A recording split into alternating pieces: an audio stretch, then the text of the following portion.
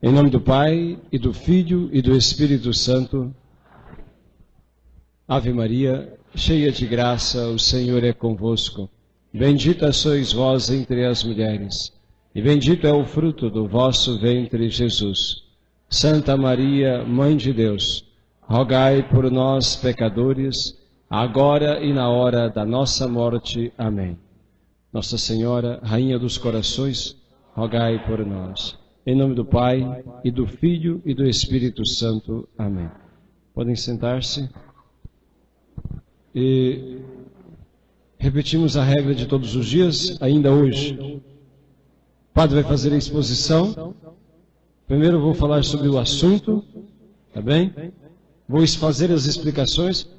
Atenção, tem pessoas conversando, agora não é hora de conversar mais. Vou fazer as explicações. Depois que terminar, vocês entrem com as perguntas e com as dúvidas que tiverem. Tá claro? Tá bem. Então, o nosso assunto hoje é igreja. Nosso assunto hoje é a igreja. Além do conhecimento bíblico, nós vamos precisar um pouco usar a memória para poder lembrar da história também. A história também. Mas a Bíblia já nos fornece todos os elementos essenciais e necessários para que nós possamos identificar a única igreja de Cristo, a verdadeira igreja de Cristo. Tá? Vejam bem, primeiro vamos aí compreender o que é a igreja e por que Cristo fundou a igreja. Depois vamos mostrar na Sagrada Escritura como esta igreja que Cristo fundou é a igreja católica, apostólica, governada pelo Santo Padre, o Papa. Tá bem? Então, depois vamos ver ponto por ponto. Mas a igreja, a palavra igreja vem de eclésia, em grego, que significa assembleia, que significa ali, uma multidão reunida. Entendeu? Então, igreja significa a assembleia do povo, entendeu? Que se congrega para adorar o verdadeiro Deus, uma vez que foram resgatados pelo sangue de Cristo. A igreja, quem fundou foi Jesus Cristo, como daqui a pouco vamos ver. Com que finalidade? Cristo funda a igreja, ele deixa a igreja com a finalidade de continuar a sua obra redentora. A igreja foi deixada por Cristo para dar continuidade à sua obra redentora. Jesus veio ao mundo para quê? Qual é a finalidade pela qual Cristo veio ao mundo? Nos salvar. E o que significa salvar? O que significa salvar? Salvar é o quê? Resgatar do quê? E aí? Resgatou do pecado, e aí? Pronto? Como é que é? Hã? O que é salvar? Jesus veio nos salvar. Então, salvar, o que significa isso? Tá, libertar dos pecados e fazer o que com a gente? Hã? Levar para o céu. Essa é a palavra, né? Nos salvar significa nos libertar do pecado e nos conduzir à felicidade eterna, ao céu. Isto foi o que Jesus Cristo veio fazer na terra. Jesus, a segunda pessoa da Santíssima Trindade, o Filho de Deus, Deus igual ao Pai e ao Espírito Santo, Jesus Cristo, ele se fez homem para nos salvar, ou seja, para nos libertar do pecado e para nos conduzir à felicidade eterna, à comunhão plena com Deus, entendeu? Na eternidade. Pronto. Foi esta a razão pela qual Cristo veio ao mundo. E Cristo, ele funda a igreja, ele deixa a igreja com esta exata finalidade, com esta mesmíssima finalidade.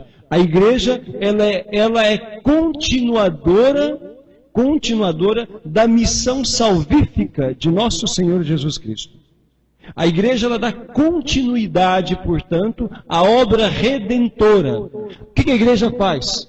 Ela foi deixada por Cristo, como nós iremos ver, para poder poder anunciar a palavra da salvação, a doutrina de Jesus Cristo, para dar a conhecer a todo o mundo o único Salvador, o único mediador entre Deus e os homens. Mediador do que mesmo? Lembra de ontem? Mediador de redenção. Significa único Salvador. A igreja ela foi deixada por Cristo para dar a conhecer o Salvador de toda a humanidade e a doutrina na qual nós devemos crer e que nós devemos viver para nos santificar e alcançar a santidade, a salvação eterna, o céu. Então a igreja existe para isso. E a maneira pela qual a igreja ela irá nos santificar é a aplicação dos méritos, da graça de nosso Senhor Jesus Cristo. Jesus, ele deixou toda a graça para a nossa salvação. E esta graça para a nossa salvação, ela nos é comunicada pela igreja. Como nós vamos ver depois. Jesus disse que sem o batismo, a gente não se salva. Ele disse, quem crer e for batizado será salvo. Quem não crer, e subentende-se, quem não for batizado será condenado. Portanto, Jesus Cristo, ele deixou bem claro que o batismo é necessário para a salvação.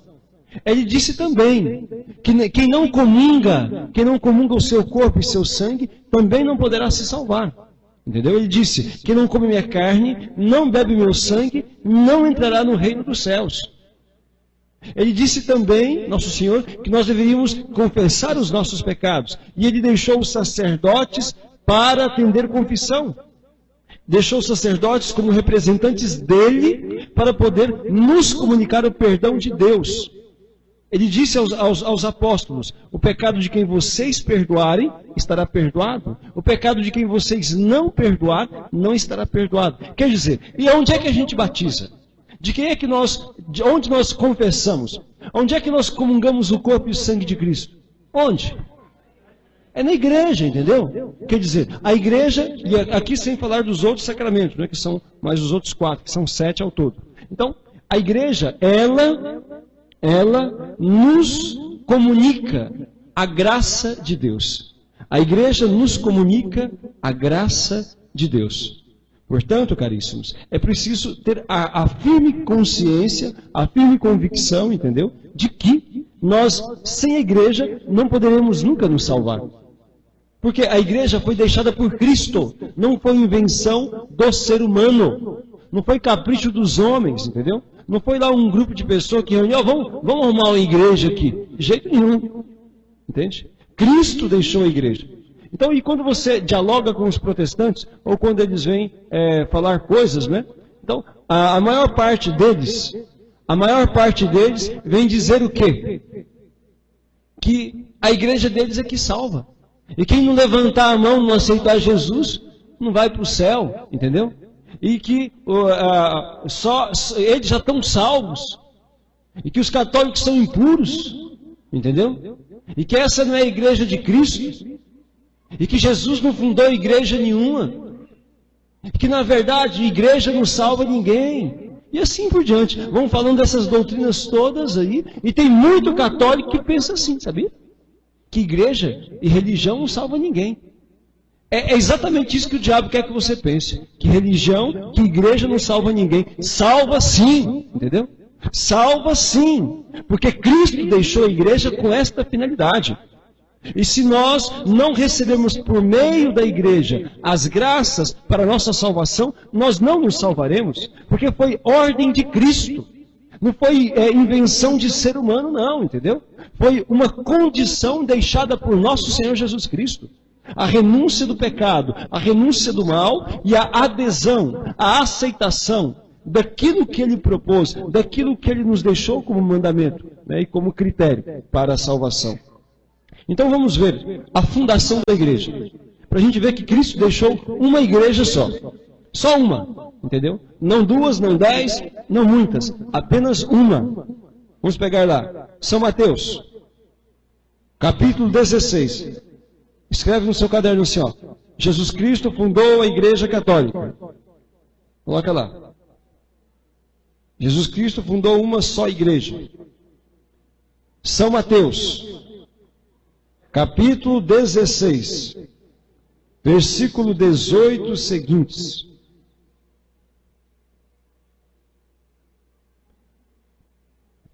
É bom que vocês sempre leiam depois essas passagens, olha, vocês devem depois pegar, chegar em casa, ler tudo de novo, entendeu? No outro dia, pegar, ler com mais atenção. E é bom que vocês leiam o antes e o depois também.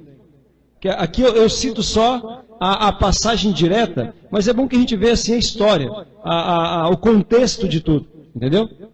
São Mateus, capítulo 16, versículo 18.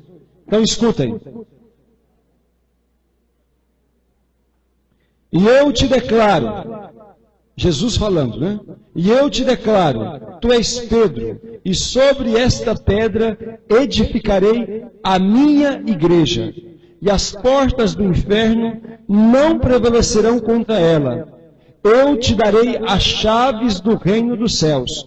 Tudo que ligares na terra será ligado nos céus, e tudo que desligares na terra será desligado nos céus. Veja só, Cristo, ele depois da profissão de fé de São Pedro, quando São Pedro disse, tu és o Cristo, o Filho de Deus vivo, Jesus vai e diz assim para ele, tu és feliz, Simão Pedro, filho de Jonas, porque não foi a carne nem o sangue quem te revelou isto, mas o meu Pai que está nos céus. E eu te declaro, tu és Pedro, e sobre esta pedra eu edificarei a minha igreja. Tu és Pedro, e sobre esta pedra eu edificarei a minha igreja. Olha, ele vai dizer, e as portas do inferno não prevalecerão contra ela. Eu te darei as chaves. Chaves quer dizer, quem tem a chave pode abrir e fechar. A chave é um símbolo de poder, entendeu? Eu te darei as chaves do reino dos céus. Irmãos, calculem o que Cristo está falando para São Pedro. Dar a chave do reino dos céus. A chave do céu, a chave da felicidade, da salvação eterna. Eu te darei, Jesus, isso aqui é a palavra dele. Cristo diretamente dizendo. Eu te darei a chave do reino dos céus. Tudo o que ligares na terra será ligado no céu. Tudo que desligares na terra será desligado nos céus. Tá aí. Portanto, Cristo edifica a igreja. Primeira frase, né? Tu és Pedro, sobre esta pedra edificarei a minha igreja. É importante sempre prestar atenção que Cristo, ele está edificando uma igreja. A palavra está em singular. Em singular. Minha, única, uma igreja. Não é minhas. Jesus não disse minhas, disse minha. É uma igreja só. Jesus Cristo, portanto, não deixou 2, 10, 50, 1000, ou como hoje existe no Brasil, são mais de 50 mil seitas. Mais de 50 mil. E todo dia surge umas 2 ou 3 novas. Todos os dias, sabia? No Brasil. Só no Brasil, falando aqui de Brasil. Todo dia. São mais de 1000 por ano novas. Mais de 1000 por ano novas seitas. Entendeu? Virou um negócio, né? Um ramo. Pequenas igrejas, grandes negócios. Né? Virou. Olha lá. Todos os dias, novas igrejas. Na verdade, a gente usa a palavra igreja, mas a palavra certa não é igreja. São novas seitas, entendeu? Mas como se acostumou, a gente acostuma a falar errado também. Mas todo dia, novas seitas. Todos os dias. Jesus disse o quê? Sobre esta pedra edificarei a minha igreja. Portanto, não são as minhas igrejas. E olha, a igreja de Jesus Cristo, é isso que a gente vai ver agora. Você pode até notar isso, né?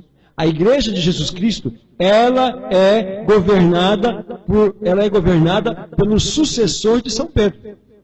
Jesus edificou a sua igreja sobre a autoridade, a profissão de fé de São Pedro, e deu a ele a autoridade sobre a igreja. Sobre a igreja, a fim de que ele pudesse conduzi-la, entendeu? E abrir as portas da salvação.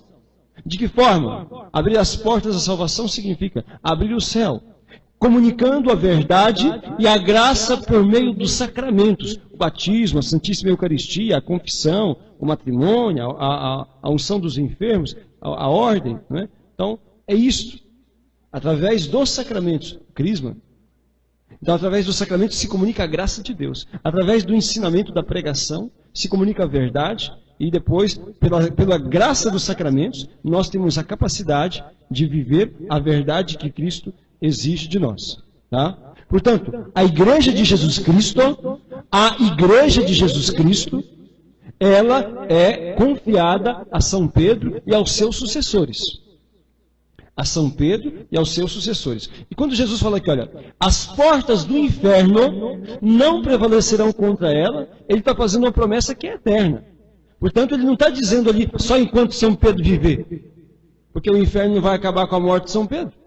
Não é assim que São Pedro morreu, então acabou, não. Quer dizer, as portas do inferno não prevalecerão contra ela. Isso significa que enquanto existir a igreja, entendeu? Enquanto existir a igreja, tá? Ela estará sendo governada por Cristo, entendeu? E que o inferno, as portas do inferno, não irão prevalecer.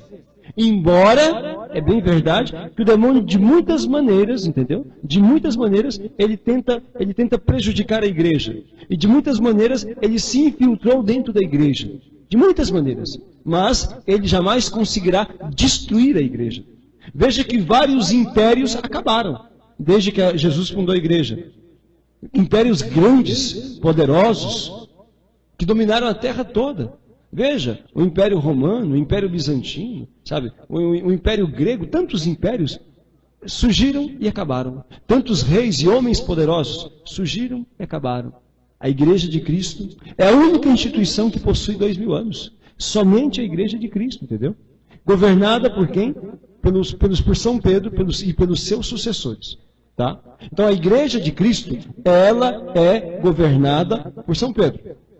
Está entendendo? São Pedro, quer dizer, o sucessor de São Pedro, que são os papas, né? Eles são como Pedro, presente na terra, a quem Cristo confiou as chaves com o poder de ligar e desligar. Está entendendo? São Pedro foi o primeiro papa. O primeiro papa.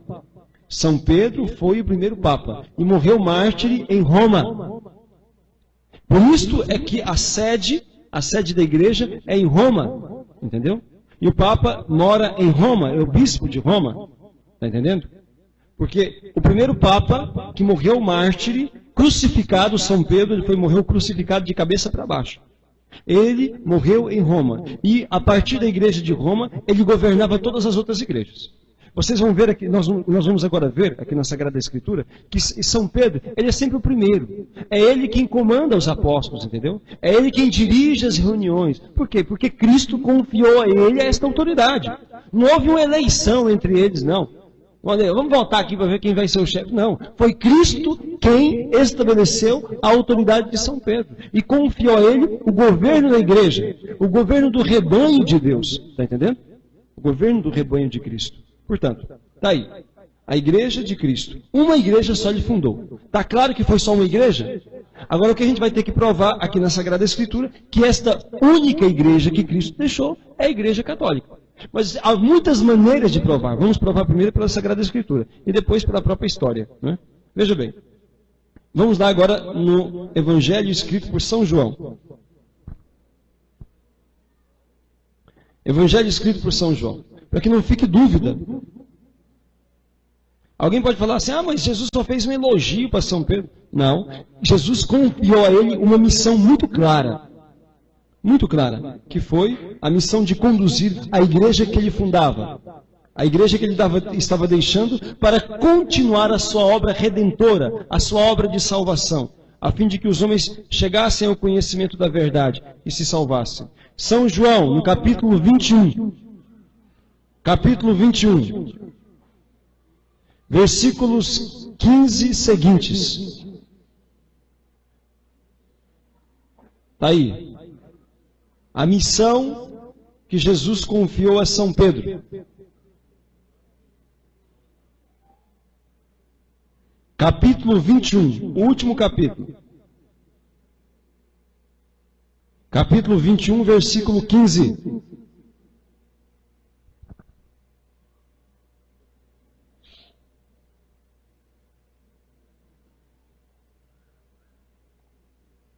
Veja bem, vou ler. Isso aqui foi, vou explicar o contexto primeiro para vocês entenderem bem. Depois da ressurreição, lembra que, mesmo tendo recebido todo aquele elogio lá de nosso Senhor Jesus Cristo, né? Mesmo sendo já nomeado por ele, o Papa, o primeiro chefe dos apóstolos, mesmo Cristo já tendo confiado a São Pedro as chaves, lembra o que São Pedro fez, né? O que ele fez? Negou Jesus 3 vezes, ali na hora do medo, do pavor ali, quando Jesus foi preso, ele queria estar pertinho de Jesus, aí foi lá, ficou lá no pátio, etc. Mas quando lá descobriram ele na hora do pavor, do medo, disse, eu não conheço esse homem, etc. E negou Cristo 3 vezes. Mas só que ele arrependeu, e diz a Bíblia que ele saiu dali e chorou amargamente. E Cristo, depois que Cristo, então ele morre e ressuscita, Cristo aparece aos apóstolos. Aparece aos apóstolos várias vezes. E em uma dessas vezes que Cristo aparece aos apóstolos, é interessante, olha, ele se dirige a São Pedro. E como São Pedro tinha negado ele 3 vezes, Jesus vai perguntar para ele 3 vezes. Jesus sabia, já sabia tudo. Mas ele quis que, não era porque Jesus duvidava do amor de São Pedro por ele, mas para que ficasse claro diante dos outros apóstolos, entendeu? Diante das outras pessoas, que Pedro o amava. E assim Jesus confirma a missão. É interessante que ele, não porque São Pedro caiu, porque ele errou então, cometeu aquela fraqueza, Cristo não retira dele a missão que ele tinha confiado. É interessante isso. Jesus mantém a promessa, ele mantém ali a missão de São Pedro, mas confirma-o na fé. Veja bem, então, Jesus vai perguntar para São Pedro, olha lá. Tendo eles comido, Jesus ressuscitado, hein? Tendo eles comido, Jesus perguntou a Simão Pedro, Simão, filho de João, amas-me mais do que estes? Respondeu ele, sim, Senhor, tu sabes que te amo. Disse-lhe Jesus, apacenta os meus cordeiros. Perguntou-lhe outra vez, Simão, filho de João, amas-me? Respondeu-lhe, sim, Senhor, tu sabes que te amo. Disse-lhe Jesus, apacenta os meus cordeiros.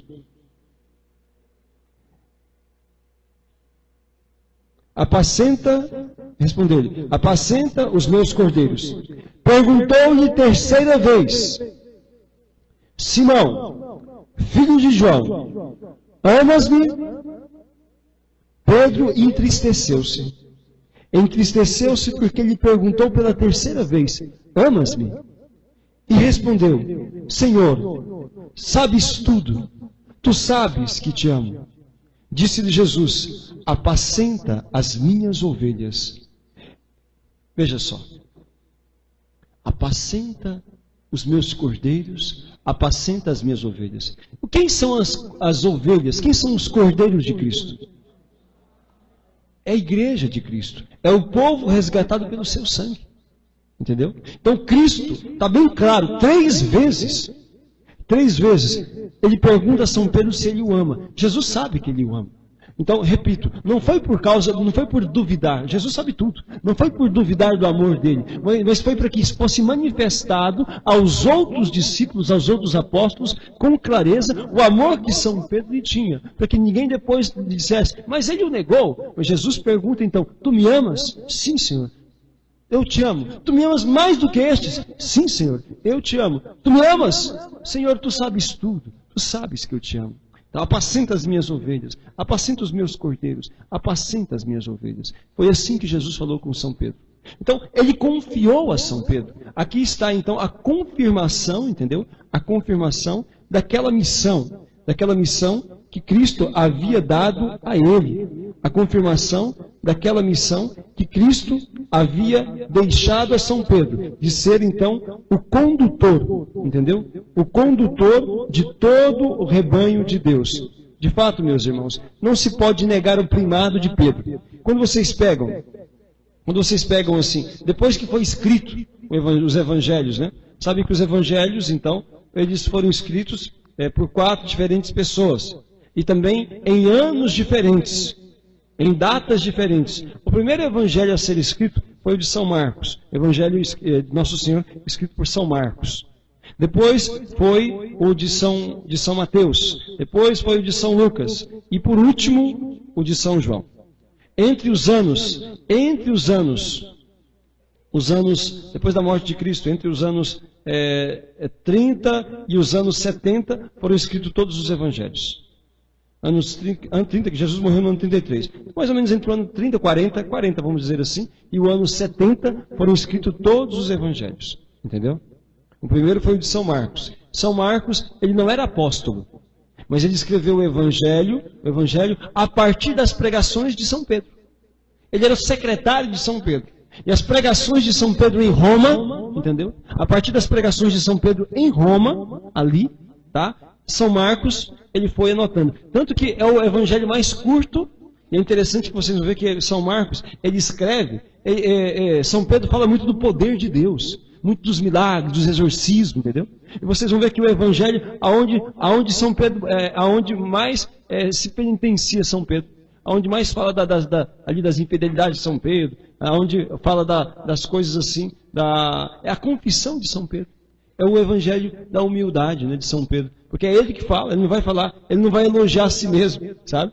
Então, São Pedro, ele coloca ali as suas fraquezas, seus defeitos, ali no evangelho escrito por São Marcos. Porque é ele que faz a pregação. Na verdade, São Marcos, ele escreve, mas quem dá o material ali é São Pedro. A partir das pregações de São Pedro aos romanos. Ele fala muito do poder de Deus, fala muito dos milagres, por quê? Ele está falando para pagãos. Ele quer mostrar que Jesus Cristo é o Filho de Deus, que Jesus Cristo é Deus, entendeu? Então, dessa forma, para que eles acreditassem, ele fala muito dos feitos extraordinários de Cristo. Então, é o evangelho no qual ele insiste, quer provar para os seus autores que é Deus, que Cristo é Deus. Por que estou dizendo isso? Porque os evangelistas, começar de São Marcos, São Mateus, São Lucas, São João, eles vão colocar São Pedro sempre no primeiro lugar. Sempre. Se vocês pegam as narrações ali dos evangelhos escritos pelos 4 diferentes autores, todos eles vão colocar São Pedro como o primeiro da lista, sempre. Olha, se quiserem pegar, em São Mateus, vamos pegar lá. São Mateus, no capítulo 10. Deixa eu dar 2 exemplos aqui. São Mateus, capítulo 10, versículo 2.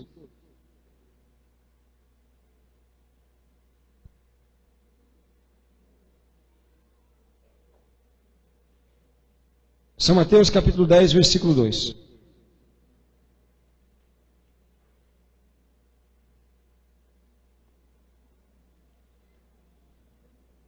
Acharam aí? O nome dos 12 apóstolos. Olha só. Eis os nomes dos 12 apóstolos. O primeiro, interessante que São Mateus faz questão de colocar ainda. O primeiro, quem?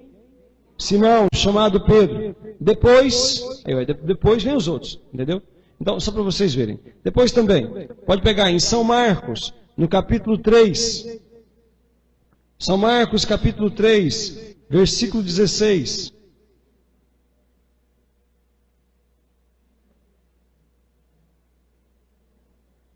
Acharam? São Marcos, capítulo 3, versículo 16.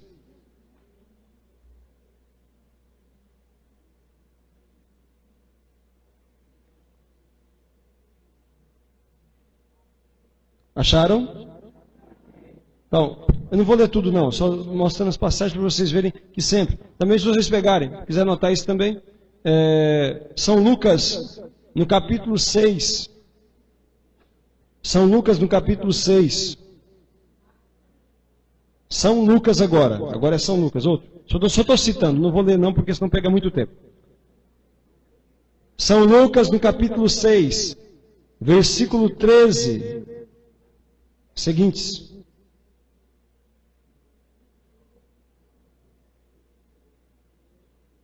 capítulo 6, versículos 13. Acharam? Está aí, ó. Ao amanhecer, chamou os seus discípulos e escolheu 12 dentre eles, a quem que chamou de apóstolos. Simão, pronto, a quem deu o sobrenome de Pedro, etc. Está entendendo? Também nos Atos dos Apóstolos vocês vão encontrar uma citação. Os Atos dos Apóstolos, no capítulo 1, versículo 13. Capítulo 1, versículo 13, também tem uma lista dos apóstolos. Sempre São Pedro em primeiro. Por quê? Porque recebeu a missão de ser o primeiro, como vai dizer São Mateus lá no início. Primeiro, Atos dos Apóstolos, capítulo 1, versículo 13. Tá? Capítulo 1, versículo 13.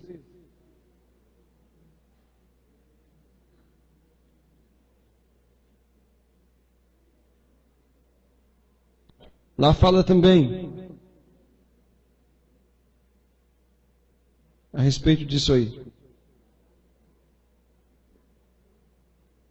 A lista dos apóstolos, sempre São Pedro em primeiro lugar.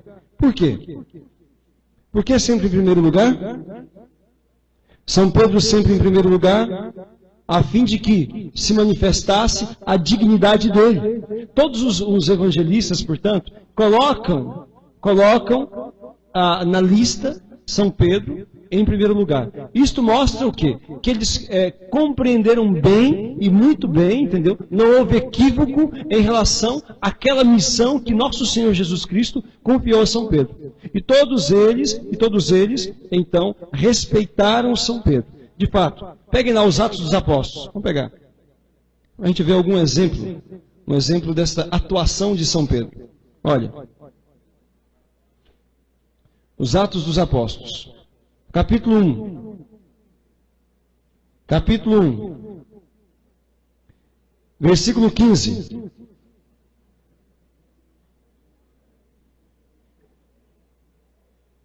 Só para dar algum exemplo, Capítulo 1, versículo 15, olha. Num daqueles dias, levantou-se Pedro no meio de seus irmãos na assembleia reunida, que constava de umas 120 pessoas, e disse: Irmãos, convinha que se cumprisse o que o Espírito Santo predisse na Escritura pela boca de Davi, acerca de Judas, que foi o guia daqueles que prenderam Jesus. Ele era um dos nossos e teve parte no nosso ministério. Sabia? O Judas Iscariotes, ele foi também ordenado bispo. Ele teve parte no ministério. No entanto, traiu a Cristo. Este homem adquirira um campo com o salário do seu crime. Depois, tombando para a frente, arrebentou-se pelo meio, e todas as suas entranhas se derramaram. Tornou-se este fato conhecido aos habitantes de Jerusalém, de modo que aquele campo foi chamado na língua deles Aceldama, isto é, campo de sangue. Pois está escrito no livro, etc. Não vou ler tudo não. Olha, propuseram, aí o São Pedro vai dizer: convém, pois, que destes homens que têm estado em nossa companhia todo o tempo em que o Senhor Jesus viveu entre nós, a começar do batismo de João até o dia em que nosso meio foi arrebatado, um deles se torne conosco testemunha da ressurreição. E aí vão e escolhem São Matias. Propuseram dois: José, chamado Barsabas, que tinha por sobrenome Justo, e Matias. Depois que oraram, a sorte caiu sobre Matias. Portanto, São Pedro, ele se levanta, e é ele quem organiza a escolha do substituto de Judas Iscariotes, o traidor, para que o grupo dos apóstolos ficassem sempre com 12. Entendeu? São Matias, ele então foi o sucessor, foi aquele que substituiu o traidor. Ele substituiu então Judas Iscariotes. E quem que organizou então a escolha? Foi São Pedro. Por quê? Porque ele era o chefe. Ele foi estabelecido por Cristo como aquele que deveria presidir, conduzir o rebanho de Deus. E os outros todos também eram bispos, entendeu? Só que São Pedro, ele era o príncipe dos apóstolos. Ele tinha a dignidade de chefe do colégio apostólico. Portanto, aquele que foi estabelecido por Cristo, como o que tinha as chaves. Cristo, ele não deu a chave aos outros, não. Individualmente não, entendeu? Ele deu as chaves individualmente apenas a São Pedro. Entendeu? E ele deu a chave aos apóstolos em geral, reunidos com São Pedro. Tanto que os bispos, se eles não estiverem unidos com o Papa, entendeu? Pode deixar de lado. São hereges, entendeu? E hoje em dia existem muitos bispos que estão dando ensinamentos contrários ao Papa, entendeu? Por isso que a gente tem que ter muito cuidado. Dentro da Igreja Católica, viu o que eu estou falando? Muitos bispos, entendeu? Que não têm obedecido ao Papa em muitos pontos. Às vezes obedecem numa coisa, obedecem em outra, mas em outras coisas desobedecem. Por isso que a gente tem que conhecer a palavra de Deus. Nós temos que conhecer os documentos da igreja, entende? Porque se um bispo se desviar da verdade, nós não devemos segui-lo, sabe? Graças a Deus, não é o caso aqui. O nosso bispo aqui é bom e é muito fiel à igreja. Graças a Deus. Mas, para dizer que os apóstolos, eles não têm, os bispos, eles não têm a autoridade de decidir coisas separadamente do Papa, entendeu? Ninguém tem. Mesmo se reunisse todos os bispos do mundo, se eles não estiverem unidos ao Santo Padre, ao Papa, entendeu? Eles não têm autoridade nenhuma, poder nenhum, entendeu? A não ser que o Papa tenha permitido a eles de fazerem assim, né? Um sínodo, um encontro, etc. Mas sem a autorização do Papa, o sucessor de São Pedro, não há valor nenhum, entendeu? Então vocês vejam que São Pedro, ele exerce, um pouquinho mais na frente, vocês vão ver, ó, no capítulo 2, no versículos seguintes que seguem-se ali, vai falar sobre Pentecostes, né? E lá no versículo 14, vai dizer assim: Pedro, então, pondo-se de pé, em companhia dos 11, porque agora eles já eram 12, né? Então São Pedro mais 11, porque São Matias já havia composto o colégio apostólico. Com voz forte lhes disse: Homens da Judéia, e vós todos que habitais em Jerusalém, seja-vos isto conhecido, e prestai atenção às minhas palavras, etc. E vai falando. Então São Pedro se levanta, no meio dos 11, e anuncia a palavra de Deus. Vocês vão ver isso em muitos lugares. Tá? Em muitos lugares. Todo o Ato dos Apóstolos, vocês vão ver isso aí. Então, como que São Pedro exerce ali a sua missão. Entendeu? A sua missão. Ele vai, inclusive, presidir o primeiro concílio da história, que foi o concílio de Jerusalém. O concílio de Jerusalém, São Pedro, ele decide ali como é que iria ser a questão da circuncisão. É quando a igreja decide que não iria, então, impor a circuncisão àqueles que haviam entrado no caminho da salvação. Não iria impor a circuncisão aos cristãos, aos que vinham do paganismo, que não eram judeus, que não eram do meio do povo de Deus, mas que agora se tornavam parte do povo de Deus, porque estavam resgatados pelo sangue de Cristo e incorporados à igreja através do batismo. Houve uma questão, uma discussão. E São Pedro é quem preside a reunião e disse, então, não iremos impor aos pagãos este peso. Então só para ficar bem claro, que a igreja de Cristo, ela foi governada por São Pedro. Entendeu? Por São Pedro. E São Pedro, ele morre em Roma. Agora, como é que a gente sabe que São Pedro morreu em Roma? Pega lá, a carta de São Pedro. Sabe que São Pedro escreveu 2 cartas. Pega lá a carta dele. São Pedro.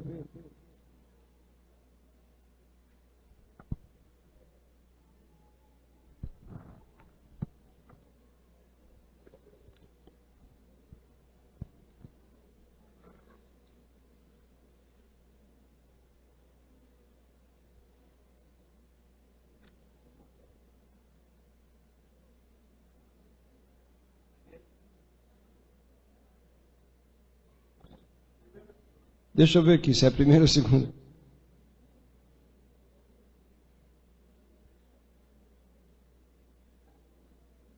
Sim.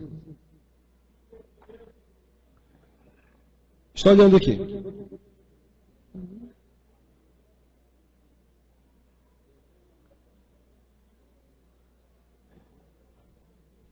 Primeira carta de São Pedro. Primeira carta de São Pedro, capítulo 5, versículo 12, versículo 13. Primeira carta de São Pedro, capítulo 5, versículo 13. Para que vocês prestem atenção no contexto, vejam só. São Pedro, ele escrevia de Roma, entendeu? Escrevia de Roma para toda a igreja, sabe? Escrevia de Roma para toda a igreja. E ele vai dizer aqui, ó. A igreja escolhida de Babilônia saúda-vos, assim como também Marcos, meu filho. Saudai-vos uns aos outros com ósculo afetuoso. Então, a igreja escolhida de Babilônia. Sabe o que ele está falando de Babilônia? Babilônia é Roma. É uma maneira de falar de Roma. Babilônia é como se fosse um sinônimo de bagunça. Uma igreja de Babilônia, quer dizer, aquela cidade cheia de confusão, porque era uma metrópole, né? Era a capital do Império Romano, está entendendo? A igreja escolhida de Babilônia. Então, Babilônia aqui significa Roma, está entendendo? Babilônia. Mais na frente vocês, no Apocalipse, vocês vão encontrar várias passagens que se referem a Roma, a capital do Império, como Babilônia, tá? Veja aqui. Saúda-vos, assim também como meu filho Marcos, meu filho. Justamente o que dizia. Marcos estava junto com São Pedro. E foi ele quem escreveu o primeiro evangelho a partir das pregações de São Pedro. Um pouquinho antes, só para a gente também ampliar aí a questão de como o Santo Padre, o Papa, São Pedro e os seus sucessores exerciam o seu munus, o seu poder, o seu ministério. No capítulo 5, lá no começo, São Pedro ele se dirige aos sacerdotes de maneira geral, entendeu? Deveres do clero. Lá, no capítulo 5 aí, primeira carta de São Pedro, no capítulo 5. Veja, eis a exortação que dirijo aos anciãos que estão entre vós, porque sou ancião como eles, e fui testemunho dos sofrimentos de Cristo, etc. E depois ele se dirige aos fiéis, e assim por diante. São Pedro, como sendo o primeiro Papa, ele dirige a sua orientação ao povo de Deus. Não vê que o Papa, muitas vezes, ele escreve a encíclica, ele escreve documentos para orientar a gente no conhecimento das coisas de Deus, nos problemas que surgem, ou então para nos confirmar na fé. Veja, o Papa João Paulo II escreveu vários documentos, um monte de documentos. Ele escreveu um documento, Evangelho Vitae, onde ele fala a respeito da pílula anticoncepcional, condenando, né, como já a igreja sempre fez, condenando a pílula que é abortiva, entendeu? Que isso é contra a dignidade do ser humano. Ele fala contra o aborto, ele fala contra a esterilização, e essas coisas todas aí, entende? Fala na encíclica, orientando a gente que nós nunca devemos entrar neste caminho de perversão. E assim por diante. O Papa, quando tem um outro tema, o Papa Bento XVI escreveu a primeira encíclica dele como Papa, né? Deus Caritas Est, a caridade de Deus. Deus é amor. Então ele vai falando sobre a caridade, o dever do cristão de viver a caridade, e isto como é um testemunho de fé, etc, etc. Então o Papa escreve, assim São Pedro, ele foi o primeiro a iniciar isso como Papa, orientando o clero, os anciãos aqui, quando fala aqui, ó, eis a exortação que dirijo aos anciãos. Anciãos aqui não são velhos, não. A gente tem o costume de chamar os velhinhos de anciãos, né? Ancião aqui na linguagem bíblica são presbíteros. Anciãos são sacerdotes, entendeu? Anciãos são presbíteros, sacerdotes. Então, quando São Pedro se dirige aos anciãos aqui, não é pessoas de idade, pessoas idosas, não. Ele está dizendo aqui, anciãos, presbíteros, sacerdotes, porque presbítero e sacerdote são sinônimos. Está entendendo? E vai falar depois aos fiéis, falando para eles a maneira como devem se comportar e todas essas outras coisas aí. Exercendo o seu ministério. Então São Pedro estava em Roma. Por isso que a Basílica de São Pedro está lá em Roma. Até é importante que vocês saibam, é um dado histórico e arqueológico. A Basílica de São Pedro, ela foi construída justamente aonde foi enterrado São Pedro. E o altar, sabe aquele altar aonde o Papa celebra a Missa do Galo? Aquele altar central lá da Basílica de São Pedro? Aquele altar, o túmulo de São Pedro é exatamente embaixo daquele altar, aonde o Papa celebra a Missa do Galo e as outras missas na Basílica de São Pedro. Aquele lá. Justamente embaixo. Lá foi sepultado o primeiro Papa. E lá estão, a maior parte dos Papas estão sepultados ali também. Ali, na Basílica de São Pedro. Pois bem, continuando. Espero que tenha ficado claro que a Igreja de Cristo, ela deve ser governada por São Pedro. E agora, um dado histórico. Como eu disse para vocês, vamos usar a Bíblia e também a história. Vocês sabem quantos papas houveram depois de São Pedro? Sabem quantos?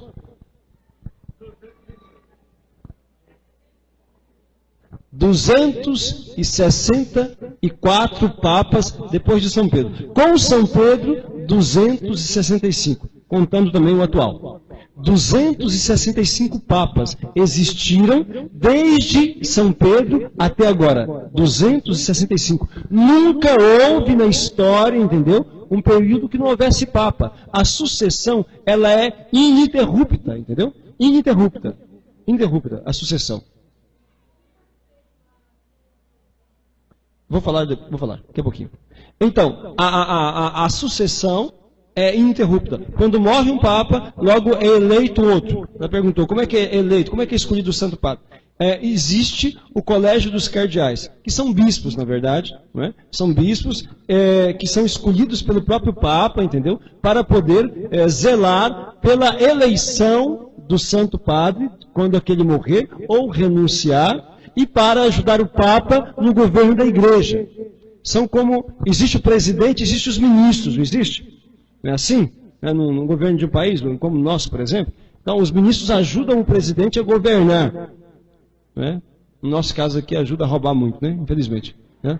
Então, no caso da igreja, entendeu? A igreja ela não é uma democracia, não. E a nossa igreja não é uma democracia. Não pensem vocês que a democracia é uma perfeição, né? Não. É uma coisa boa, mas tem os seus limites também a democracia. Porque, olha, Jesus foi condenado de maneira bem democrática, viu? Lembrem disso. Foi uma eleição, né? Tinha Barrabás e Jesus. O povo escolheu Barrabás. Né? Escolheu para libertar Barrabás. Então a igreja ela não é uma democracia. A igreja ela é uma teocracia. Quem manda é Deus, entendeu? Quem manda é Deus. Então foi Cristo quem escolheu São Pedro. Agora, como é que é escolhido o Papa? O Papa é escolhido assim. É escolhido assim. Os cardeais, que atualmente são 100 e poucos, os cardeais se reúnem quando morre o Papa, se reúnem, entendeu? E jejuam e rezam. Jejuam e rezam. E depois cada um escreve o nome daquele que lhe parece bem. Então, e aquele que receber mais indicações, então, torna-se o Papa. E terminou a eleição, depois que eles rezaram, jejuaram, entendeu? E indicaram os nomes, o mais indicado, então, torna-se o Papa, sabe? Primeiro é perguntado se ele aceita aquele encargo. Aceitando, ele é revestido das insígnias papais. E todos os cardeais que estão ali, então, se ajoelham diante dele, prestando submissão. Entende? Como os outros apóstolos, se submeteram também a São Pedro, entendeu? E se deixaram governar por ele, também os sucessores dos apóstolos se submetem ao sucessor de Pedro. Para que com ele e sob a sua direção possam conduzir o rebanho de Cristo como ele mandou. Porque foi Cristo quem confiou este encargo a São Pedro, como nós vimos aqui na Sagrada Escritura. Apacenta as minhas ovelhas, apacenta os meus cordeiros. Então, assim é escolhido o Santo Padre e o Papa. A Igreja de Cristo, ela é governada pelo Santo Padre e o Papa. Entendeu? Pelo sucessor de São Pedro. Então, a história da Igreja é assim. Nunca houve um período onde não houvesse o Papa. Sempre a Igreja de Cristo foi conduzida. Por isso ela está aqui até hoje. O Papa, em matéria de fé e moral, matéria de fé e doutrina moral, ele é infalível. Infalível significa o quê? Não pode errar. Não pode errar. E o que diz? Como é que a gente sabe? Pela própria promessa de Cristo. O que ligares na terra será ligado no céu. O que desligares na terra será desligado no céu. Entende? Portanto, olha, imagine só. É poder demais. É muito poder, entendeu? Na mão de um ser humano. E Jesus, ele diz categoricamente, o que ligares na terra será ligado no céu. Quer dizer, o que decidires aqui, o que você aqui decidir, o que você aqui ligar, está ligado lá. Eu confirmo no céu. Então, é evidentemente que Jesus jamais daria um poder deste a um ser humano, se não desse junto o carisma da verdade. Porque imagine só, poderia Jesus confirmar um erro no céu? Poderia confirmar um erro? Poderia confirmar uma coisa que não fosse verdadeira, mentirosa? Jesus tem que honrar a palavra dele, entende? E entanto ele disse que aquilo que o Papa ligasse, aquilo que São Pedro e os seus sucessores ligassem, ele confirmaria. Então, para que nunca confirme um erro, nunca confirme uma mentira, Jesus, ele dá a assistência do Espírito Santo. Ele deu o carisma da verdade, ou seja, em matéria de fé, de moral, entendeu? Daquilo que depende para a nossa salvação, não pode errar o Santo Padre e o Papa. Isso não significa que o Papa, que ele não pode pecar, não é isso não. Ele é uma pessoa, enquanto pessoa, ele é suscetível de erros, de fraquezas e de pecados também, de defeitos. Embora, graças a Deus, a maioria dos papas foram santos. A maioria dos papas. Mas houveram papas que não foram santos, não. Teve até alguns papas, entendeu? Na história da igreja, que deram escândalos, entendeu? Papas na história da igreja. Foram pouquinhos, umas meia dúzia, uns 6 ou 7, que deram escândalo. Mas é isso que é interessante. É isso que é interessante. Interessante é que, mesmo sendo, houveram papas, isso vocês têm que saber. Entendeu? Para vocês entenderem como é que Deus governa as coisas. Houveram papas que tiveram amantes, filhos, sabia? Houveram. Lá no ano 1500 e pouco, houve um papa que era escandaloso. O nome dele era Alexandre VI.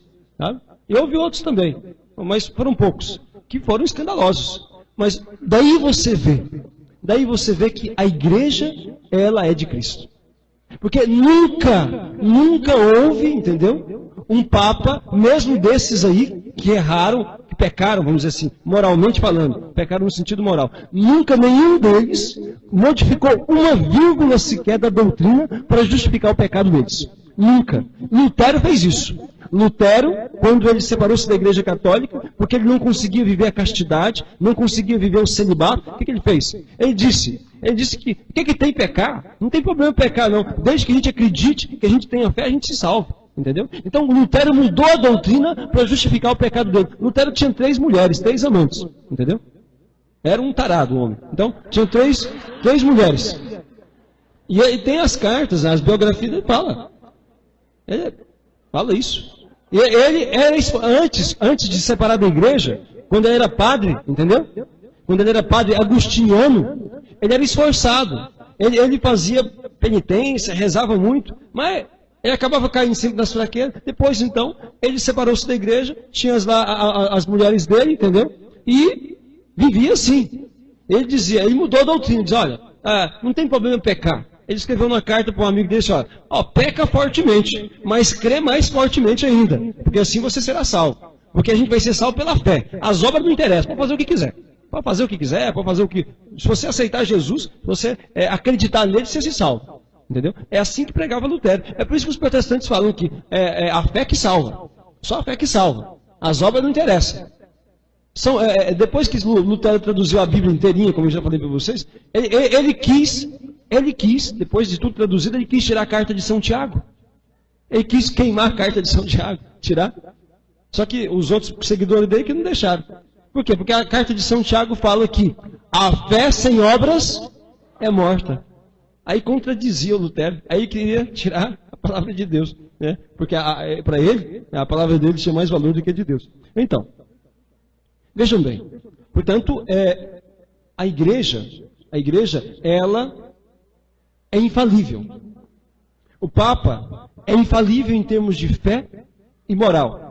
Mesmo esses papas que erraram, moralmente falando, que tiveram erros morais, né, que deram algum escândalo, entendeu? Eles nunca, nenhum deles, Deus jamais permitiu que uma vírgula da doutrina fosse mudada.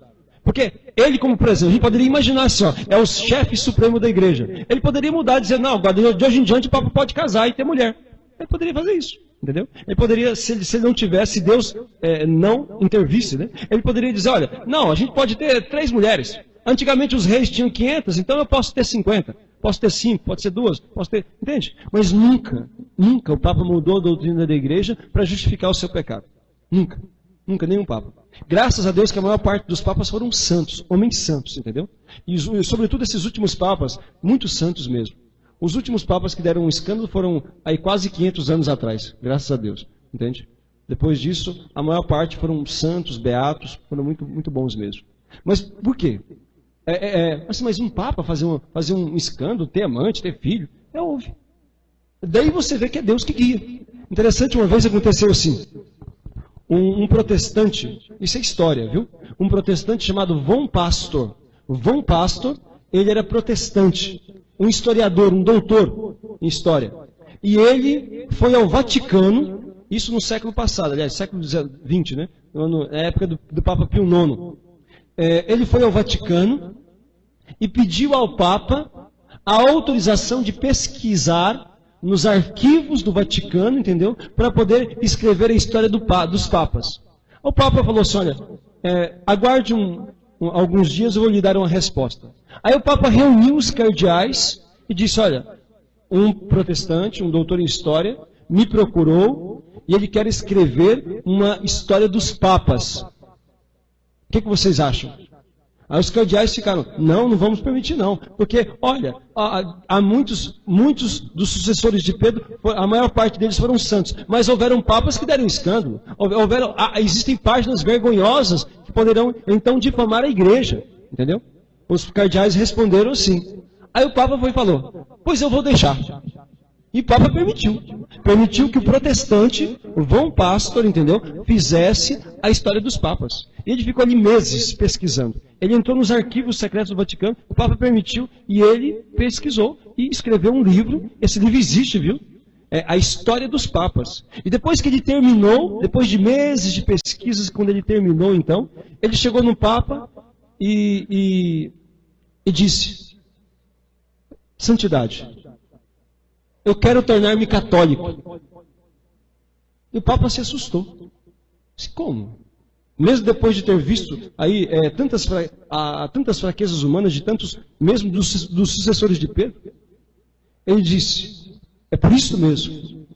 Porque quando vi tantos erros de tantos homens, eu compreendi que a Igreja Católica é governada por Cristo. Porque se fosse governada pelos homens, eles já a teriam destruído. E de fato ele foi batizado e se tornou um grande católico. Viu? Isso é história, é real isso. Aconteceu isso. Então, nisto você vê assim, que de fato a Igreja de Cristo ela é governada pelo Espírito Santo. Entende? Caso contrário, os homens já teriam destruído há muito tempo. Sabe? Mas Cristo confiou a sua igreja ao governo de Pedro e dos seus sucessores. Está entendendo? Ao governo de Pedro e dos seus sucessores. Portanto, as portas do inferno não prevalecerão contra ela. O credo que nós rezamos hoje, creio em Deus Pai, Todo-Poderoso, etc. Então, creio em um só Deus, Pai Todo-Poderoso, em Jesus Cristo, seu único Filho, Deus de Deus, luz da luz, Deus verdadeiro de Deus verdadeiro. Este credo vem do tempo dos apóstolos. O credo que a Igreja Católica professa, ele nunca mudou, entendeu? E nunca vai mudar. Nunca vai mudar. Por que nunca vai mudar? Porque a igreja, ela, a quem Cristo confiou a missão de anunciar o Evangelho, ela tem o dever de conservar a integridade da fé. A palavra de Deus não muda. Não muda. Por isso vai entrar Papa, vai sair Papa, entendeu? Enquanto o mundo existir, e a igreja, a doutrina nunca vai mudar. Entende? As pessoas, os meios de comunicação, né, diabólicos, fazendo pressão na igreja, dizendo a igreja tem que modernizar, a igreja tem que mudar essas doutrinas, a igreja tem que liberar o divórcio para as pessoas casar de novo, a igreja tem que colocar esse negócio de proibir anticoncepcional, de lutar contra as camisinhas, etc. A igreja tem que modernizar, a igreja, afinal, ela tem que colocar ali, ela tem que entrar no ritmo da modernidade. Nunca vai acontecer isso. Nunca, jamais. A palavra de Deus, ela não muda. Entende? Jesus Cristo disse assim, olha, o céu e a terra vão passar, mas a minha palavra jamais passará. A minha palavra jamais passará. Mas vamos para frente, senão a gente vai ficar aqui. Vamos lá. Von Pastor. Von Pastor. Bom? É um alemão. Que era protestante e se converteu. O livro que ele escreveu chama História dos Papas. Tem traduzido em português. Eu não tenho um exemplar dele não, mas se alguém tiver, eu quero tirar uma cópia. Atenção. Vamos agora às outras notas da Igreja de Cristo. Então, a Igreja de Cristo, ela tem que ser governada pelo Santo Padre e o Papa. Agora, a Igreja de Cristo, a Igreja de Cristo tem que ter a Eucaristia, o corpo e o sangue de Cristo. Uma igreja que não tem uma igreja que não é governada pelo Papa, uma igreja que não tem a Eucaristia, não é a Igreja de Cristo. Vamos pegar lá, Evangelho escrito por São João, capítulo 6.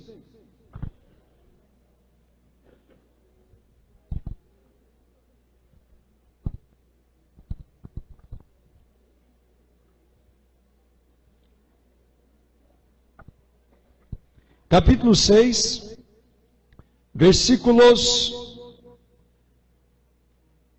51 seguintes. 51 seguintes.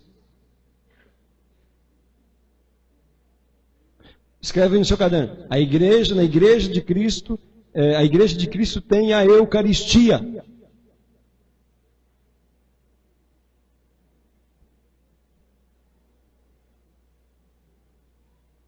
A igreja que Cristo fundou tem que ter a Eucaristia. E o que é a Eucaristia? É o sacramento que contém o verdadeiro corpo e sangue de Cristo. Olha lá. Vamos dizer aqui. Eu vou ler aqui, viu? Vocês escutem. Eu sou o pão vivo que desceu do céu, que desci do céu. Quem comer deste pão viverá eternamente. E o pão que eu hei de dar é o quê? É a minha carne para a salvação do mundo. Tá? Mais embaixo, lá no versículo 54, Jesus vai dizer assim, versículo 53, desculpe. Então Jesus lhes disse, em verdade vos digo, se não comerdes a carne do Filho do Homem, e não beberdes o seu sangue, não tereis a vida em vós mesmos. Se não comerdes a carne do Filho do Homem, e não beberdes o seu sangue, não tereis a vida em vós mesmos. Agora eu pergunto para vocês, qual é a igreja, qual é a única igreja que afirma que possui o verdadeiro corpo, a verdadeira carne, o verdadeiro sangue de Jesus Cristo? Qual é? Pergunte-se a algum protestante se na igreja deles, eles acreditam que a hóstia, eles têm ceia, mas pergunta para eles se eles acreditam que o pão se transforma na carne de Jesus e se o vinho se transforma no verdadeiro sangue de Jesus. Pergunte para eles. Eles vão dizer o quê? Eles vão dizer que é um símbolo, que é um simbolismo, é uma representação. Entendeu? Não tem consagração, por que não tem consagração ali? Por que não tem consagração? Porque não tem sacerdotes. Eles não têm padres, entendeu? Aqui. Ó, se um caboclo invocar, se ele aqui invocar, ó, amanhã eu vou fundar a igreja de crente, ele faz. Faz isso não, viu? Então, mas faz. E quem ordenou ele de sacerdote? Não teve nenhum bispo que ordenou sacerdote. Então, ele vai fazer a ceia, vai comprar o pão lá na padaria, o vinho lá no mercado, faz a ceia. Mas é pão e vinho. Entendeu? Não é carne e sangue de Cristo. Está entendendo? E você pode perguntar para qualquer protestante, mas você acredita então que a ceia lá é o verdadeiro corpo de Cristo? Então, eu acredito. Então você adora a Eucaristia? acredita que é Jesus, então a carne dele e o sangue dele, todos eles vão dizer para você que não, que é um símbolo, uma representação. Agora, a Bíblia fala que é símbolo? A Bíblia fala que é representação? Olha, o que fala aqui, olha. Olha, o que diz aqui? Em verdade vos digo, se não comerdes a carne do Filho do Homem, e não beberdes o seu sangue, não tereis a vida em vós mesmos. E mais embaixo vai dizer assim, quem come minha carne e bebe meu sangue tem a vida eterna, e eu o ressuscitarei no último dia. Pois a minha carne, o que é a minha carne? É verdadeiramente uma comida, e o meu sangue, verdadeiramente uma bebida. Portanto, verdadeiramente, tá? Mas vamos pegar ali, para vocês verem, ainda sobre a Eucaristia. No Evangelho escrito por São Lucas, um pouquinho atrás. São Lucas.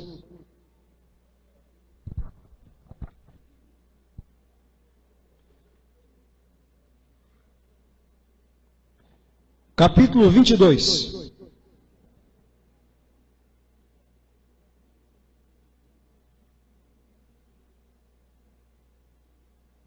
Capítulo 22, versículo 19 e seguintes.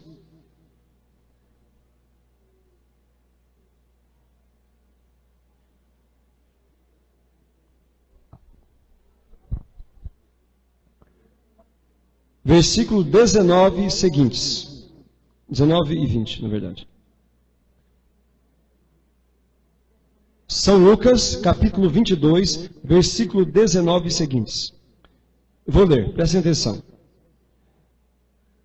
Tomou em seguida o pão, e depois de ter dado graças, partiu e deu-lhe dizendo, isto é o meu corpo, que é dado por vós. Fazei isto em memória de mim. Do mesmo modo, tomou também o cálice, depois de cear, dizendo, este cálice é a nova aliança em meu sangue, que é derramado por vós. Mas vejam bem então a frase. Isto é o meu corpo. Olha, apesar de, como dizia antes de ontem, né, a respeito da língua hebraica, apesar dela ser pobre, ela tinha o verbo ser.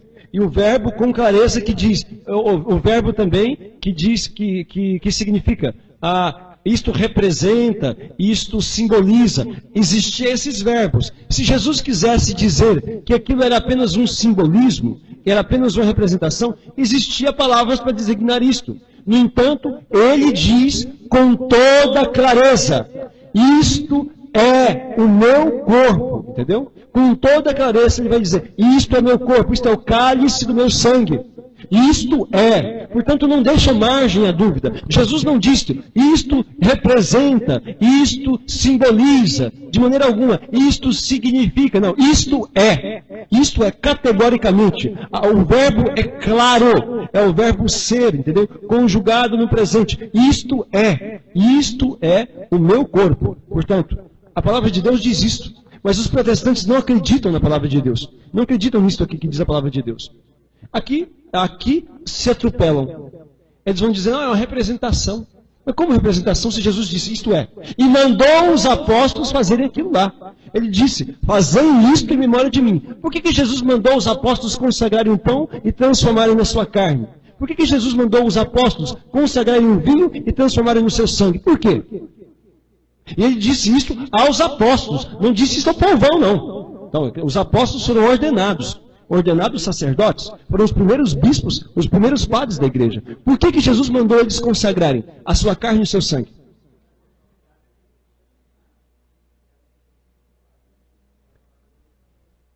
A resposta está lá no capítulo 6 de São João. Está lá no capítulo 6. Jesus não disse que que para poder entrar no céu tinha que comer a carne e o sangue? Ele não falou isso? Que se não comer não entraria? Não falou? Não foi categórico, muito claro ao falar isso? Foi ou não? Como é que essa promessa de Cristo, como é que essa condição, esta exigência de Jesus poderia ser cumprida se não houvesse quem nos desse a carne e o sangue dele? Então teria que haver, então, quem nos desse a carne e o sangue dele, para que nós pudéssemos comer e beber. Senão nós não poderíamos entrar no céu. Porque foi uma exigência. Aliás, uma exigência fortíssima. Fortíssima. De comer a carne e o sangue dele. Entendeu? Caso contrário, não se salvaria. Tá? Então, aqui eu já vou responder uma objeção. Né? Uma objeção. Vocês já devem ter ouvido muitas vezes, talvez, dos protestantes dizendo assim: olha, mas Jesus mandou comer a carne e o sangue. Por que na igreja de vocês só tomam o pão?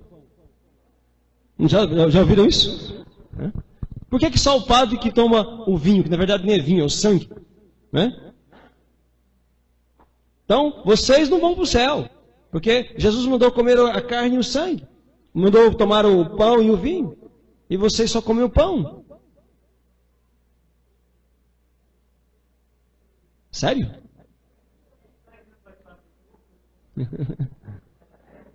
Mas ele vai dizer para você assim, o argumento é esse, não há corpo que não tenha sangue, mas ele vai dizer assim, então por que Jesus mandou comer os dois? Então, vamos pegar lá, carta aos Coríntios. Como é que os apóstolos entenderam isso? Carta aos Coríntios. Primeira carta aos Coríntios.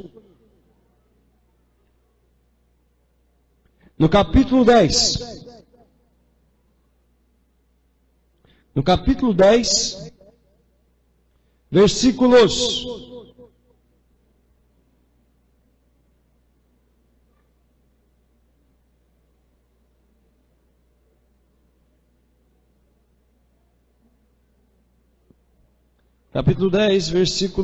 14 seguintes. Melhor, versículo 16. Capítulo 10, versículo 16.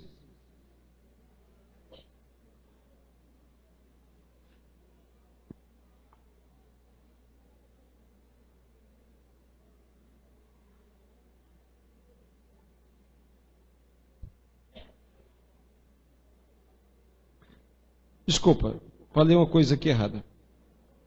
É no capítulo 11. 11. Capítulo 11.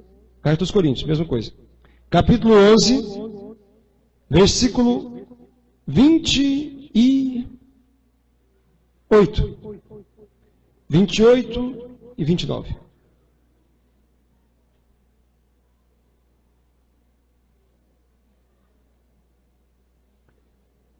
Primeira carta aos Coríntios, capítulo 11, versículo 28 e 29.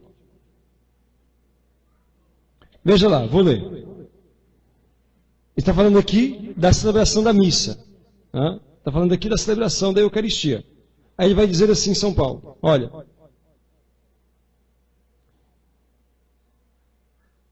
Que cada um se examine a si mesmo. Que cada um se examine a si mesmo, sua própria consciência. Eu gosto sempre de repetir essa palavra antes da comunhão. Que cada um examine a si mesmo. E assim coma deste pão e beba deste cálice. Aquele que o come e o bebe, sem distinguir o corpo do Senhor, come e bebe a sua própria condenação. Ele está dizendo aqui, quem come e bebe o corpo do Senhor. Quem come e bebe o corpo do Senhor. Está entendendo? Ele fala do corpo, mas ele fala, come e bebe o corpo. Indicando que o corpo a gente come e bebe. Entende? Na verdade, Jesus Cristo está totalmente presente. Seja no seu corpo, seja no seu sangue. Podemos receber só uma espécie ou só a outra, ou só as duas. Eu gosto muito de dar as duas, mas não porque é incompleto dar uma ou dar outra, não.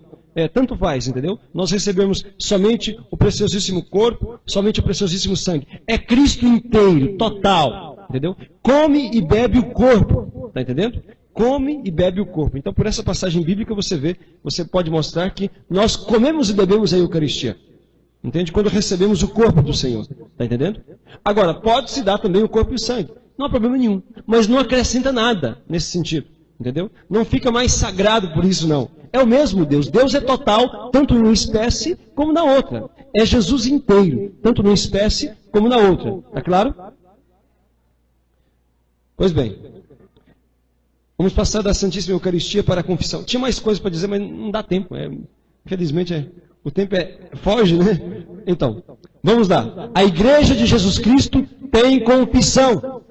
Uma igreja que não tem confissão não é a Igreja de Jesus Cristo. Pega lá.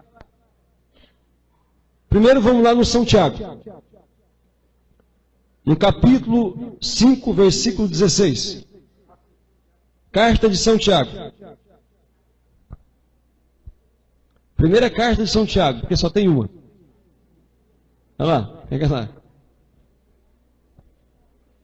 É a primeira carta de São Tiago, porque só existe uma.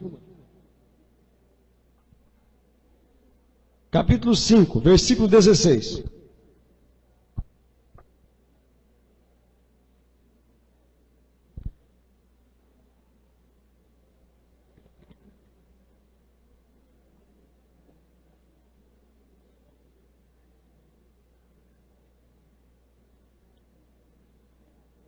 Olha aí. Primeira carta de... eu já estou falando errado. Carta de São Tiago, capítulo 5, versículo 16. Olha aí. Vou ler. Confessai os vossos pecados uns aos outros, e orai uns pelos outros para serdes curados. Aqui fala, confessai os vossos pecados uns aos outros. Como é que a gente deve interpretar isso? Quer dizer que eu posso chamar alguém aqui, eu vou contar meus pecados para você, entendeu? E é assim. Devemos confessar uns aos outros.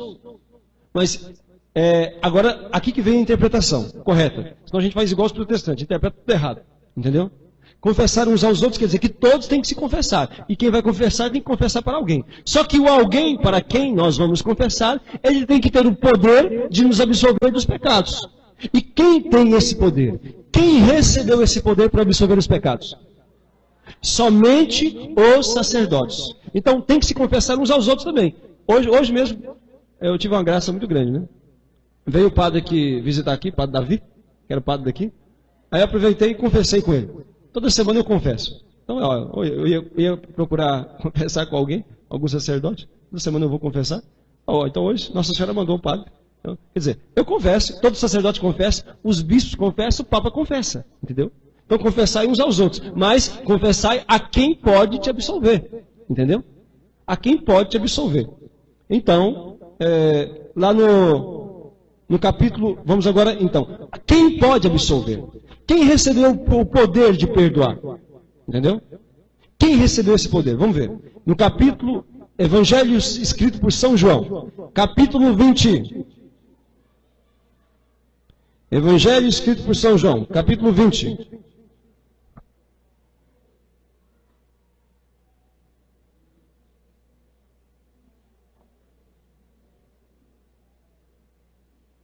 Então, esses uns aos outros aí, não é qualquer um não, entendeu? Não falou, confessar é qualquer um não. Uns aos outros, mas leia-se e entenda-se. Esses outros são aqueles que têm a capacidade e o poder dado por Deus para absolver dos pecados. Então veja aí. Capítulo 20. Versículos... Vamos lá, vamos ver aqui. Vamos ver, 20, versículo 20. Mas vamos ler o 19 também, só para vocês entenderem o contexto. Né? Capítulo 20, versículo 19 e 20. Na tarde do mesmo dia, que era o primeiro da semana, isso aqui é importante, esse primeiro da semana, entendeu? Na tarde do mesmo dia, que era o primeiro da semana, os discípulos tinham fechado as portas do lugar onde se achavam por medo dos judeus. Os discípulos, os apóstolos, estavam trancados em um lugar.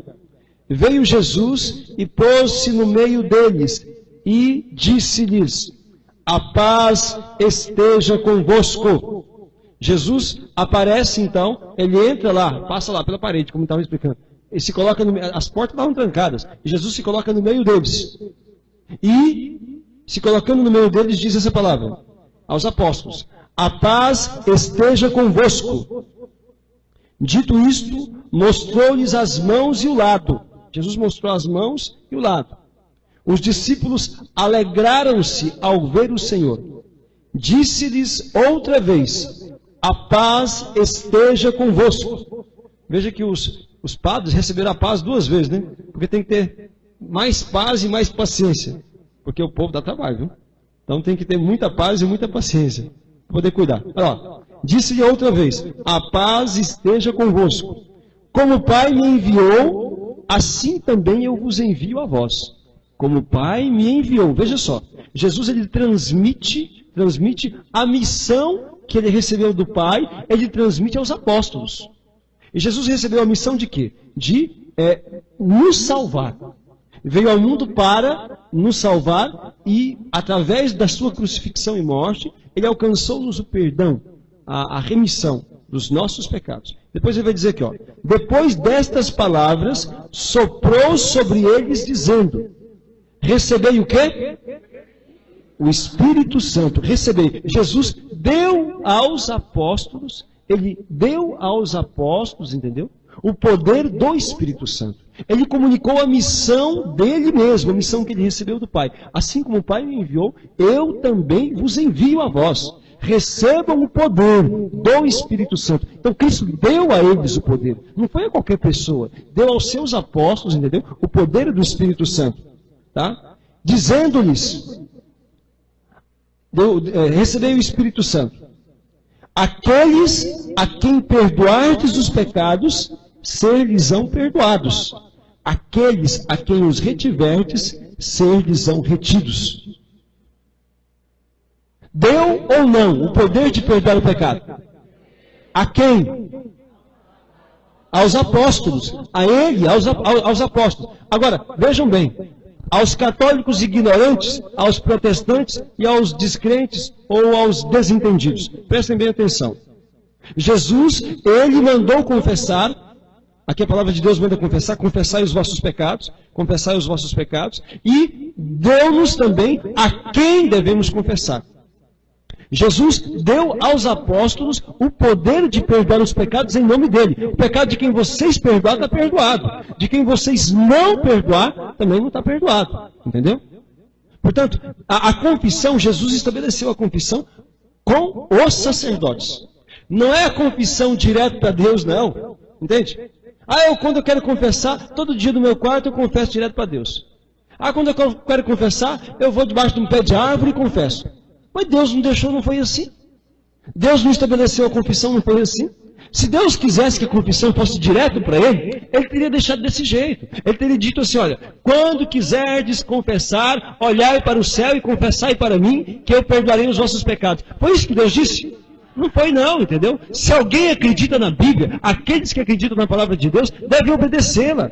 Deus deixou o sacramento da confissão e confiou aos sacerdotes, entendeu? Este poder, ele deu a eles, como diz aqui a Bíblia, o poder do Espírito Santo para perdoar os pecados. Quem não acredita nisto, não acredita na Bíblia, não acredita na palavra de Deus. Está entendendo? Isto sirva para todos os católicos que são aí meio protestantizados, né? Que não se confessam. Outro dia a pessoa falando: católico, que dizer católico. Vou confessar com o padre? Eu confesso direto para Deus. Assim, mas como é que você vai confessar direto para Deus se Deus não quis estabelecer assim a confissão? Como é que você despreza a palavra de Deus, uma vez que Ele deu aos sacerdotes o poder de perdoar o pecado em nome dele? Como é que você despreza a palavra de Deus? Você não é mais do que a palavra de Deus. Seja humilde, entendeu? Todos nós devemos nos confessar. Nós, padres, os bispos, o Papa também confessa, entendeu? Todo mundo. Porque não tem ninguém que não tenha falha, entende? Pode não ter tantas, uns têm mais, outros têm menos, mas falha todo mundo tem, entendeu? O Papa João Paulo II era um homem santo, um homem muito santo, entendeu? Pense no homem santo. Papa João Paulo II, entendeu? Confessava 2 vezes na semana. 2 vezes na semana. É isso que eu fico impressionado com o povo. Eu não entendo um católico, eu não entendo uma pessoa que diz que acredita na palavra de Deus, que fica meses, anos sem se confessar. Meu povo, o que vocês estão fazendo? Vocês não querem ir para o céu, não? Não, olha, quem quer ir para o céu, sabe, se purifica, se liberta do pecado. Porque quem morre com o pecado vai para o inferno, entendeu? Porque diz a Bíblia que nada de impuro entra no céu. Nós temos que nos confessar. Nós precisamos do perdão de Deus, entendeu? Nós temos necessidade, porque nós somos pecadores. E Deus deixou a confissão foi para isto. Se não fosse necessário confessar, Deus não teria instituído o sacramento da confissão. Ele não teria dado aos apóstolos o poder de perdoar os pecados. É necessária a confissão, entendeu? Então, a igreja de Jesus Cristo, ela tem confissão. A igreja que não tem a confissão não é a igreja de Jesus Cristo. Estão entendendo? Tá?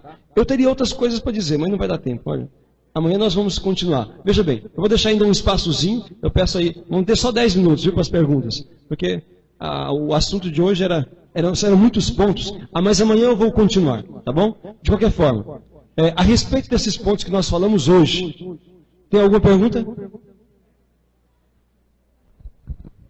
Existe algum pecado que o senhor não perdoa ainda?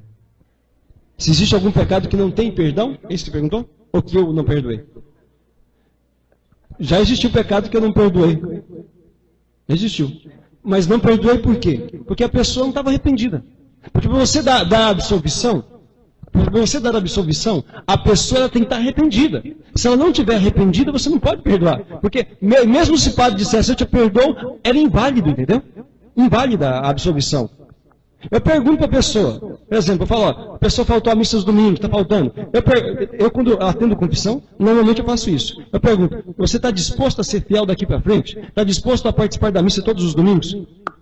Se a pessoa falar não, eu não vou perdoar, ué. Não vou não. Vamos ver, vou pensar. Então você pensa primeiro, depois você vem confessar. Entende? Então, ó, você está disposto a largar as novelas? Não, vou largar não. Então, não posso te perdoar. Você não está arrependido? Não está arrependido, entendeu? A pessoa vem falar sobre namoro escandaloso. Olha, padre, eu estou tendo relacionamento com a minha namorada, estou tendo relação sexual com ela. Mas você está arrependido disso? Você está disposto a largar isso? Claro que primeiro eu explico que isso é pecado, que isso não deve ser assim, porque isso é contra a lei de Deus, que isso prejudica você mesmo e os outros, etc. E pergunto, você está disposto a deixar o pecado? Não, todo mundo faz isso, então não posso perdoar. Então já aconteceu comigo, foram poucas vezes, na verdade. Muito poucas vezes, mas já aconteceu. Perguntar à pessoa, você está disposto então a deixar esse pecado? Não. Então, eu vou e falo de novo, né? Essa história, mas você tem certeza? Você prefere ficar sem Jesus? Não, você não está disposto a largar isso, não? Não, eu não estou disposto, não. Então, a largar isso, não estou, não. Então por que você veio confessar? Por quê? Por que confessar? É porque todo mundo confessa, né? Não. Mas a pessoa não estava arrependida, entende? Então, se não está arrependido, o padre não pode absolver. E se ele absolver, é inválido, não vale nada, entende? Não adianta. Uma pessoa que não esteja arrependida dos pecados, não adianta vir confessar.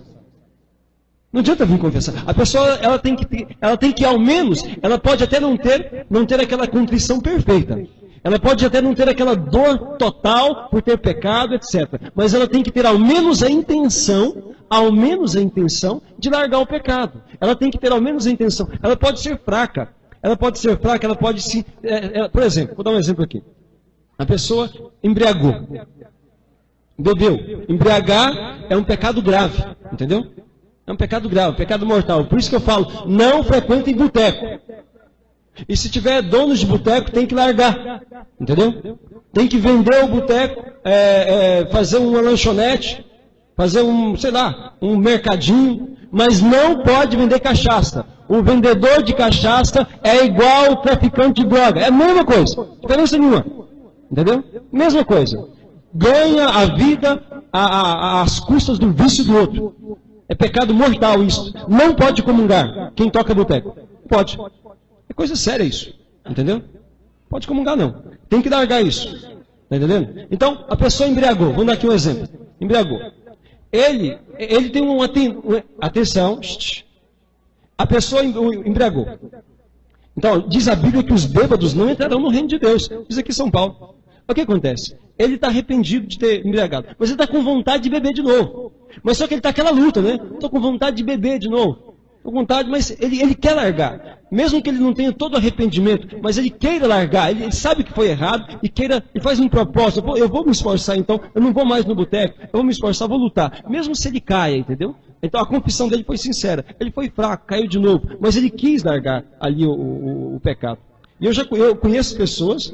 Conheci pessoas, já passaram por mim, inclusive, que conseguiram largar o vício da cachaça através da confissão.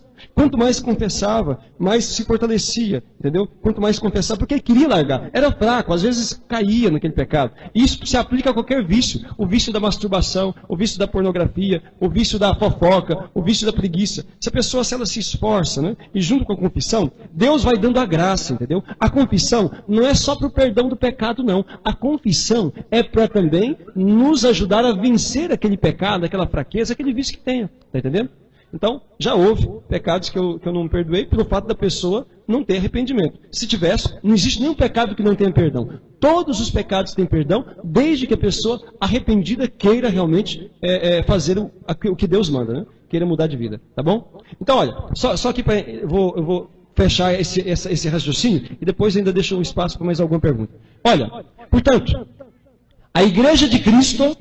Existiam outras notas que eu queria falar, mas não vai dar tempo hoje. A Igreja de Cristo, ela é... Jesus fundou a igreja, certo? Sim ou não? Essa igreja, ela tem que ser governada por quem?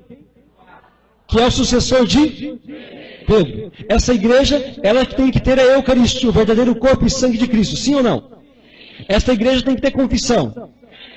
Qual é a igreja que é governada pelo Papa? Que tem a Eucaristia, que tem confissão e que tem o amor de Nossa Senhora. Então eles falam assim, mas não tem escrito na Bíblia Igreja Católica. Não precisa. Basta ter os elementos que compõem a Igreja Católica, entendeu? Não tem um nome católico. Não precisa ter um nome católico, não. Basta saber que a Igreja de Cristo ela é governada pelo Papa, que ela tem confissão, que ela tem a missa, a confissão, que ela tem a Eucaristia, né? Que ela tem o amor a Nossa Senhora, aos santos, que a Igreja de Cristo, ela existe há 2000 anos. A Igreja de Cristo existe há 2000 anos. Aqui você entra numa questão de história. Você pode pegar mesmo um historiador que seja ateu, ou um historiador que seja protestante, se for honesto. Se for honesto, ele vai dizer para você, qual é a única igreja que vem desde a época de Cristo? Somente a Igreja Católica, entendeu? Nenhuma igreja protestante que vocês têm conhecimento aqui tem 2000 anos não, entendeu? Então, e quem fundou a Igreja Católica foi quem? Jesus Cristo. Eu edificarei a minha igreja. Foi ele quem fundou, foi ele quem deu ali as bases, os alicerces da organização da igreja, foi ele quem confiou a missão, foi ele quem deu a graça para batizar, para poder pregar, para poder perdoar os pecados, para poder consagrar o seu corpo e seu sangue. Foi Cristo. Não foi ser humano nenhum, não. Não foi o Papa que inventou isso, não, entendeu? Foi Cristo quem estabeleceu e que confiou à igreja, entendeu? Aos seus sucessores, aos sucessores dos seus apóstolos, a missão de conduzir o rebanho, de lhes anunciar a verdade e de lhes comunicar a graça de Deus para que se salvem. Portanto, a Igreja de Cristo é assim. Olha, a primeira igreja protestante, ela surgiu com Lutero, há 500 anos atrás. Então, quem fundou a igreja protestante foi o Lutero. O protestantismo, vamos dizer assim, iniciou o movimento protestante, a Revolução Protestante foi Lutero. Depois dele veio John Calvino, os calvinistas, né? Veio os presbiterianos com John Wesley, veio depois lá os anglicanos com o rei Henrique VIII, entendeu? Aí veio os pentecostais. As igrejas que vocês conhecem aqui na região, a maior parte delas são pentecostais, neopentecostais até. A maior parte delas, igual a Assembleia de Deus, Deus é Amor, Brasil para Cristo, Universal do Reino de Deus, a Igreja Quadrangular, entendeu? Então, essas igrejas, todas elas são pentecostais, ou neopentecostais. Sabe quanto tempo tem as igrejas pentecostais? Sabe quando é que foi fundado? 1910, nos Estados Unidos, por um grupo de pastores. A primeira delas foi a Assembleia de Deus. A Assembleia de Deus é pentecostal. Deus é Amor, o Universal do Reino de Deus é Adventista é outra coisa. Eu vou dizer depois a respeito. Mas também foi fundada há pouco tempo, Adventista. Não é? Tá? Justo. Oi.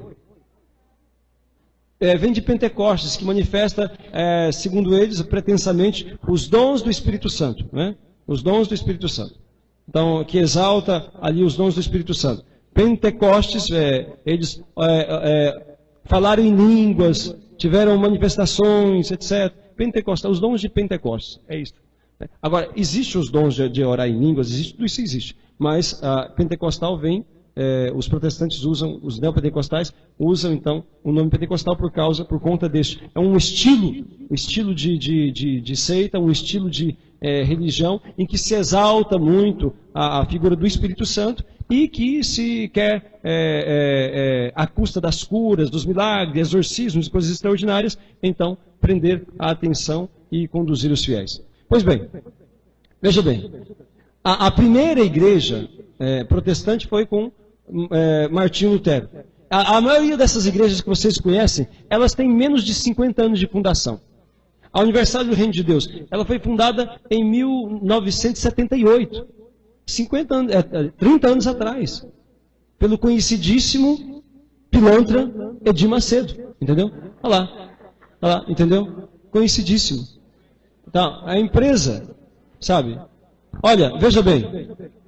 Não, o que é impressionante, irmãos, a coisa é tão escancarada, o que eu fico mais impressionado é como é que muitas pessoas vão nessas coisas.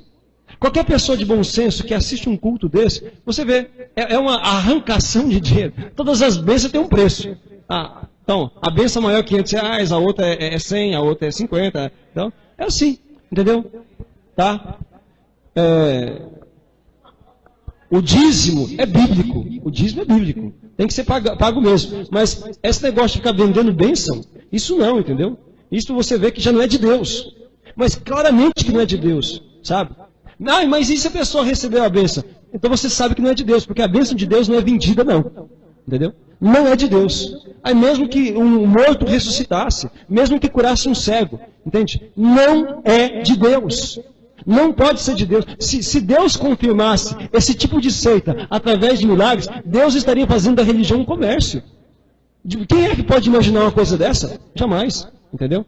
E olha, é muito fácil. Prestem bem atenção. É muito fácil. Quando um protestante vem falar, sua igreja não é a igreja de Cristo, você pode escutar. Depois você pergunta assim para ele. Faz só uma pergunta para o protestante. Quem fundou a sua igreja e quando? A maior parte deles não vão saber nem falar. A maior parte deles. Por isso que você tem que saber. Você tem que ter uma listinha ali de quem fundou essas igrejas para você saber. Você vai dizer, olha, quem fundou a sua igreja foi fulano de tal no ano tal. Você sabia disso? Mas, por fim das dúvidas, vocês podem colocar tudo lá na conta de Lutero, nesse sentido, né? Só, quem iniciou esse movimento protestante foi Lutero. Foi Jesus Cristo que veio na terra fundar a igreja protestante? Não. Então não é a igreja de Cristo.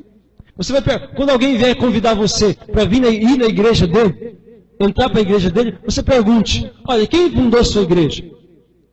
Se ele souber, for um protestante mais ou menos instruído, ele vai dizer, foi fulano de tal no ano tal.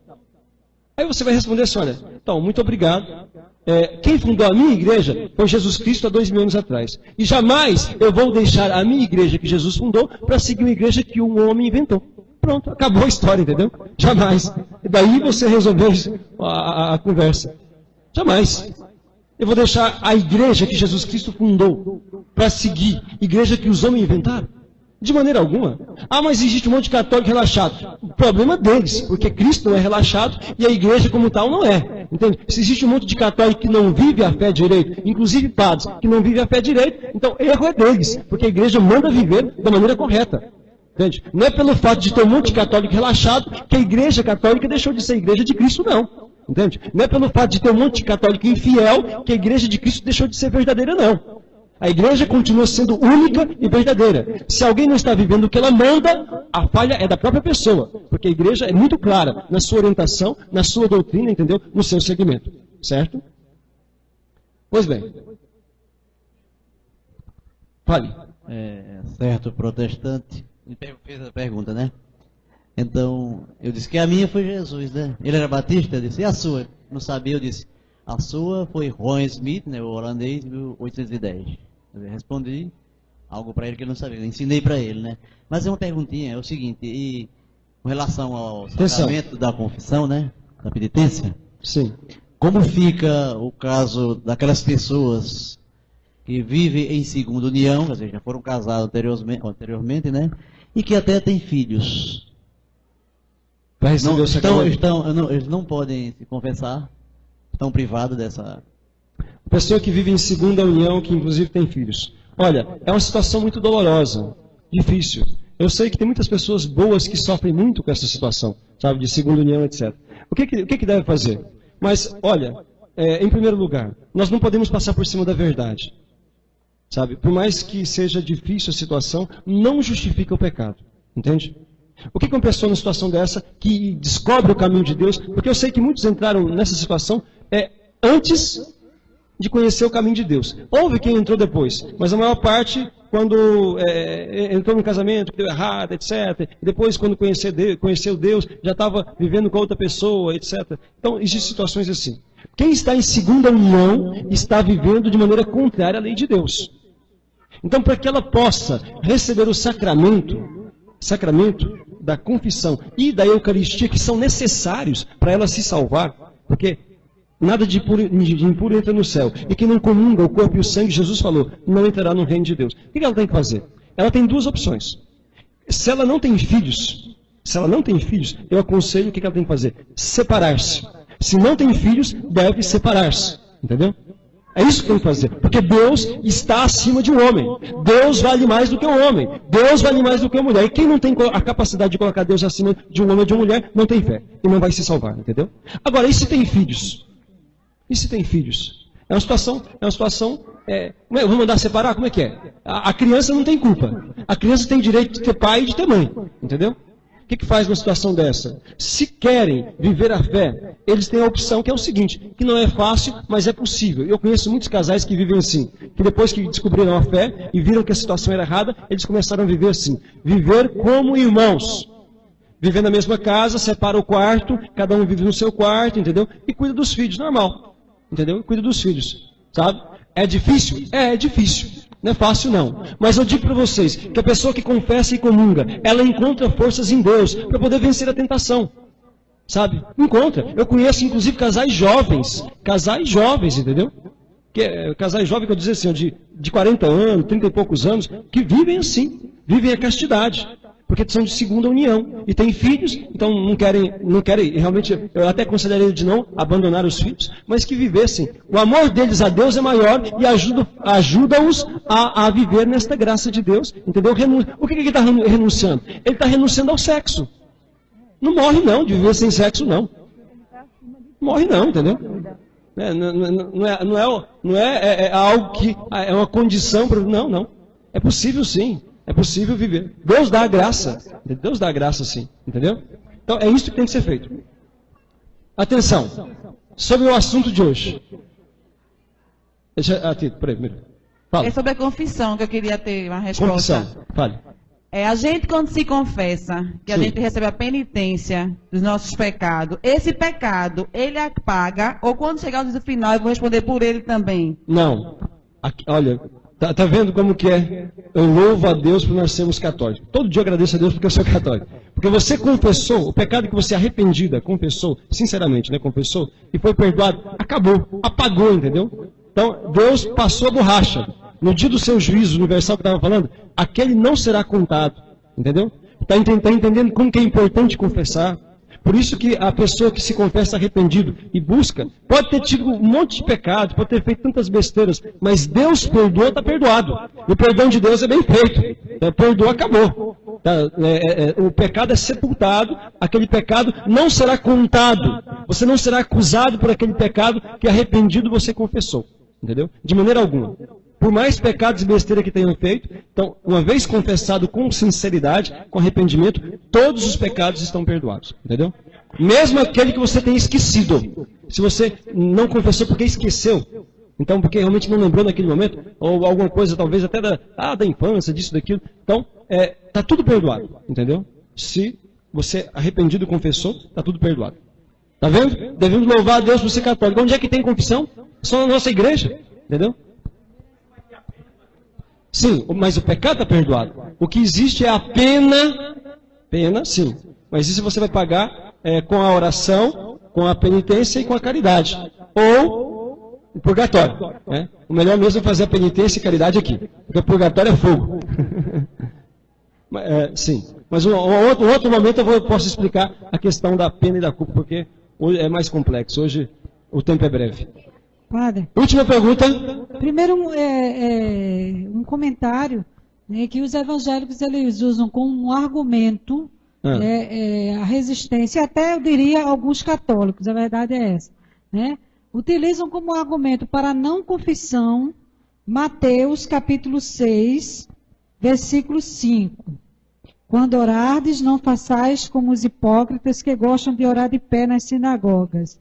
Aí o versículo 6 diz: quando orares, entra no teu quarto, fecha a porta, ora ao teu pai em segredo. E teu pai, que vê num lugar oculto, recompensar-te-á. Então, é baseado, né, geralmente, nesse trecho que eles... E muitos católicos, eu já ouvi alguns entrar no católicos... quarto e fazer oração. Vou me conversar com o padre, um homem igual a mim, não sei o quê. Esse termo, esse argumento ilógico, né, que se utiliza. Mas aqui você mata esse aqui bem facilmente. Você vai dizer o seguinte: aqui Jesus está falando da oração. Oração, exatamente. Oração, entendeu? Eu sei que muitos usam isso para falar da confissão. Mas Jesus está falando aqui da oração.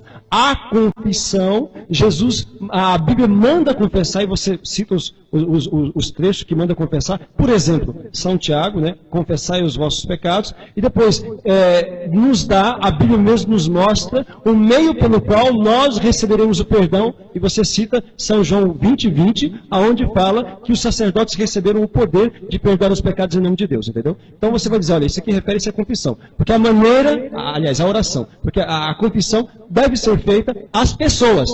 E as pessoas que receberam o poder para absolver, que foram os sacerdotes, tá bem? Exatamente, né? É a questão, o texto é claro, é orardes, né? Sim. E não confessar-te, né? Exatamente.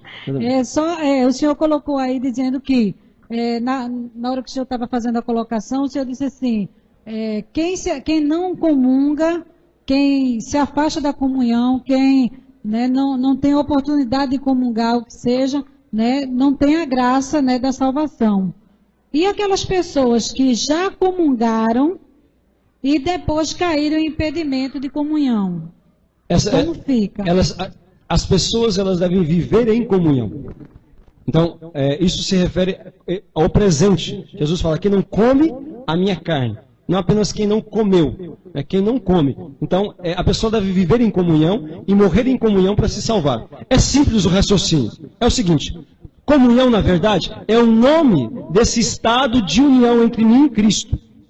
Quando eu recebo a Eucaristia, Jesus fala em São João, no capítulo 6, versículo 51, o seguinte: quando eu recebo a Eucaristia, Jesus fala: quem come minha carne, bebe meu sangue, permanece em mim e eu nele. Isto é comunhão, união, né? Então, se eu estou vivendo nesta comunhão, recebendo a Eucaristia, e se eu morro nesta comunhão com Cristo, esta comunhão continua. Esta união com Cristo continua para sempre. Chama-se céu, né?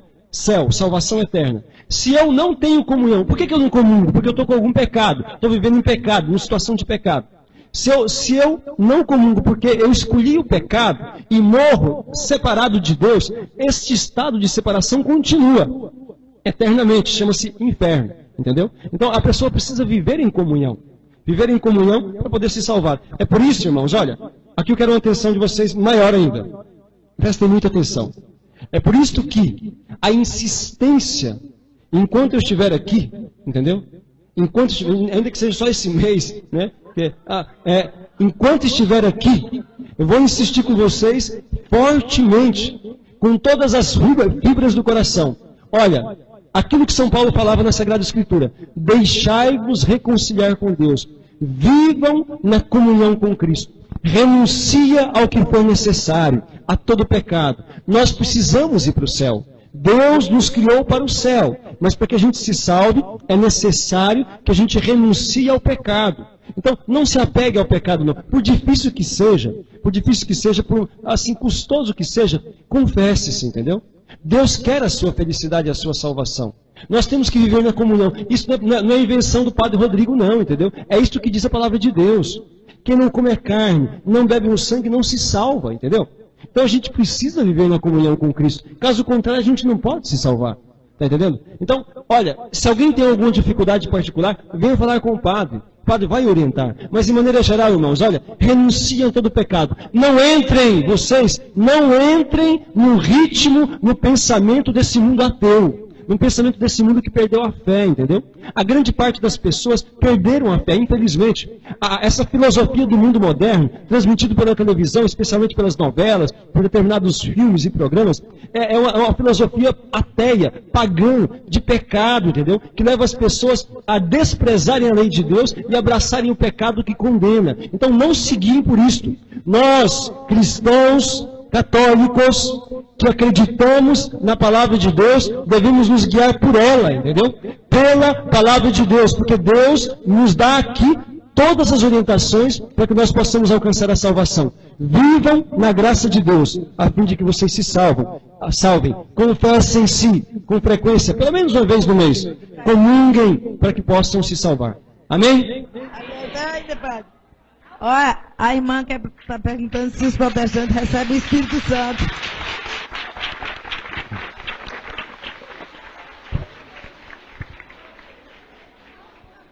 Então, pode ser amanhã? Ó, só uma coisa, eu fiquei devendo uma passagem bíblica ontem. Daquela passagem em que São Paulo fala que ele deseja libertar-se da prisão do corpo para estar com o Senhor. Eu falei em Carta aos Coríntios. Carta aos Coríntios. Anota isso aí. É de ontem, viu, essa aí? Eu fiquei devendo. Carta aos Coríntios. É importante essa passagem, viu? A respeito da intercessão dos santos, que os santos estão no céu. É Carta aos Coríntios. Segunda. Carta aos Coríntios, capítulo 5, versículo 1, versículo 6, versículo 1, versículo 6, capítulo 5. Segunda carta aos Coríntios, capítulo 5, versículo 1, versículo 6 e também o versículo 9. Tá? Tem lá também. 9 e 10. 9 e 10. Tá aí. Aí fala São Paulo falando que queria libertar do corpo para estar com Cristo. Tá bom? Então, ó, tá na nossa, já passou da nossa hora 20 minutos. Amanhã a gente faz, tá bom? Mais perguntas.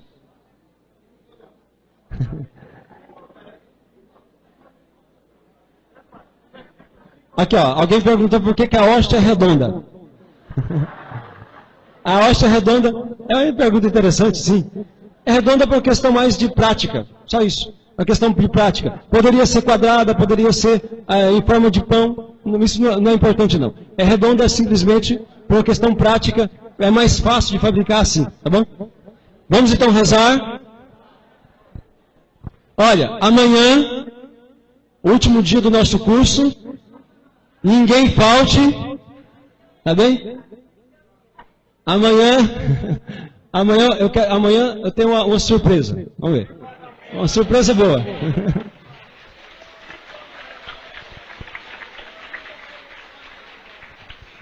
Então, amanhã nós vamos tirar o restante das dúvidas, vamos falar ainda da questão do céu, do inferno, do purgatório, tá bem? E vamos terminar alguns pontos que hoje não foi possível. Veja, o tempo passa depressa, né? Fica pouco o tempo para a gente poder ver tudo. Mas amanhã a gente vai fazer um fechamento assim nesse curso relâmpago. E, atenção, quem não deu um nome para o curso, eu peço que ainda dê, por favor. Passa ali fora, deixe o nome lá, tá bem? E amanhã, 5 horas da manhã, aos corajosos... Ah, não, desculpa. Peraí. Amanhã, 5 horas da manhã, lá na Graça. Na Capela das Graças tem a procissão da penitência. Sábado é aqui na Matriz. Tá bem? Vamos então receber a bênção. O Senhor esteja convosco. Pela intercessão da bem-aventurada sempre Virgem Maria, de todos os anjos e santos, abençoe-vos o Deus Todo-Poderoso, o Pai, Filho e Espírito Santo. Amém. Eu vou dar uma tarefa de casa para vocês. Olha, leiam leiam em casa amanhã, é a carta de São Tiago. A carta de São Tiago. Quem tiver tempo, leia também a carta de São Pedro. Depois eu vou explicar por quê. São muito instrutivas. A carta de São Tiago, que tem só 5 capítulos, só 2 folhas. A carta de São Pedro, que tem só 3 folhas. Tá bom? Leiam para amanhã. Tá? Então até amanhã, se Deus quiser. Não falte ninguém. Traga o restante do povo também. Quem tiver alguma pergunta, elabore e traga amanhã. Tá bom? Não se esqueça que Jesus está presente. Ajoelhem-se antes de sair, cumprimentando Jesus. Silêncio dentro da igreja, lá fora a gente conversa.